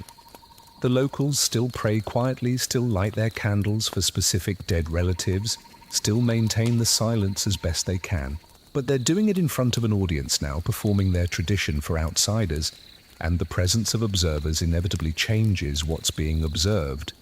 The silence isn't quite as complete when you're aware of tourists watching, judging, documenting your grief and memory for consumption elsewhere. Some younger people, dissatisfied with Halloween's commercialism, have begun attempting to revive older All Hallows Tide practices. You've read about them online, small groups gathering for silent vigils, researching medieval prayers and trying to pray them authentically, making soul cakes from historical recipes, attempting to recreate the Triduum's atmosphere in their own lives. These efforts are sincere but also slightly absurd, like reenacting a tradition without the cultural framework that made the tradition meaningful. You can't simply resurrect medieval mourning practices in a post-medieval world. The fears that motivated the original silence, a genuine belief in dangerous spirits, in purgatory, in the permeability of the boundary between worlds, are gone for most people. And without those beliefs, the practices become hollow, a performance without conviction. And yet, you think about that Polish cemetery, those thousands of candles flickering in the November darkness, and you recognize that something real is happening there, something that transcends tourism and commercialization. People are remembering their dead. They're taking time, making space, choosing silence when they could choose noise. The theological framework may have shifted, the supernatural beliefs may have faded, but the fundamental human need to maintain a connection with those who've died, to honor their memory, to refuse to let them be completely forgotten. That need persists. And it still seems to require quiet. Even now, even in a world of constant noise and perpetual distraction, the dead create a silence around themselves. When you visit a grave, you lower your voice. When you speak of someone recently deceased, you modulate your tone. The hush that descends at funerals, the awkward quiet when someone mentions their grief. These are all echoes of the Triduum, fragments of an ancient understanding that death demands different acoustics than life. You leave the Polish cemetery as night deepens and the candles multiply. And you walk through the village where the shop windows are dark, not because of medieval ordinances, but because it's evening and the shops have closed at their normal times. And you hear, through an open window, the sound of a family praying together. The words are in Polish, which you don't understand, but the rhythm is familiar. The rosary, decade after decade. The same prayers your medieval ancestors would recognize, even if the language is different. The family is whispering, not because anyone requires it, but because it feels right. Because some part of them still knows that a prayer for the dead should be quiet, should be humble, should acknowledge the vast gap between the living who pray and the dead who may or may not be able to hear. And you realize that the Triduum hasn't died. It's transformed, fragmented, survived in pieces rather than as a coherent whole. The 3-day structure is mostly gone, replaced by single-day observances that vary by location and tradition. The unified Christian framework has shattered into competing denominations and secular alternatives. The mandatory silence has become optional, practiced only by those who choose it. But the impulse to set aside time, to remember the dead, to mark the threshold between October and November as somehow significant, somehow dangerous, somehow sacred, that impulse persists. It's quieter now, harder to hear beneath the noise of modern Halloween. But if you listen carefully in the right places at the right times, you can still hear it. The ancient whisper of the dead calling to the living, and the living whispering back, maintaining a conversation that's continued for thousands of years and shows no sign of ending, even in an age that's forgotten why it began. The candles are burning low now, both in that Polish cemetery and in your imagination, and perhaps it's time to let them gutter out into darkness. You've traveled through centuries tonight, walking with people who are dust now themselves, listening to silences that have long since been broken or forgotten or transformed into something else entirely. The Triduum, those 3 quiet days when the living and the dead shared a space, when whispers replaced shouts, when the world agreed to pause and remember mortality, exists now mostly in fragments, in pockets of memory, in practices that continue without most participants understanding why. But maybe that's enough. Maybe traditions don't need to be perfectly preserved to remain meaningful. Maybe the important thing is simply that somewhere, someone still lights a candle for the dead. Someone still lowers their voice when speaking a departed name. Someone still feels, however faintly, that early November is different, that something shifts in these days, that the boundary between what was and what is becomes permeable if only we're quiet enough to notice. The fog is lifting, the way it always does eventually.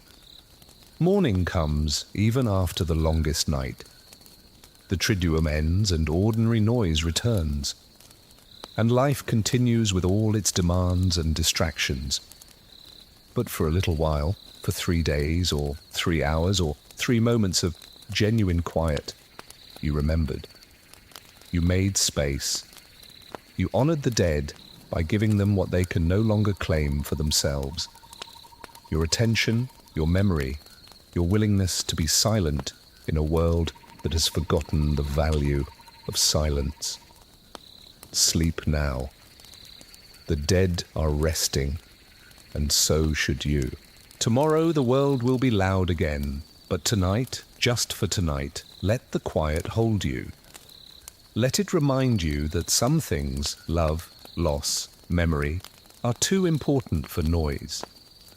Let it whisper you gently towards sleep, where the living and the dead meet in dreams, and all boundaries dissolve into the same soft darkness. Good night.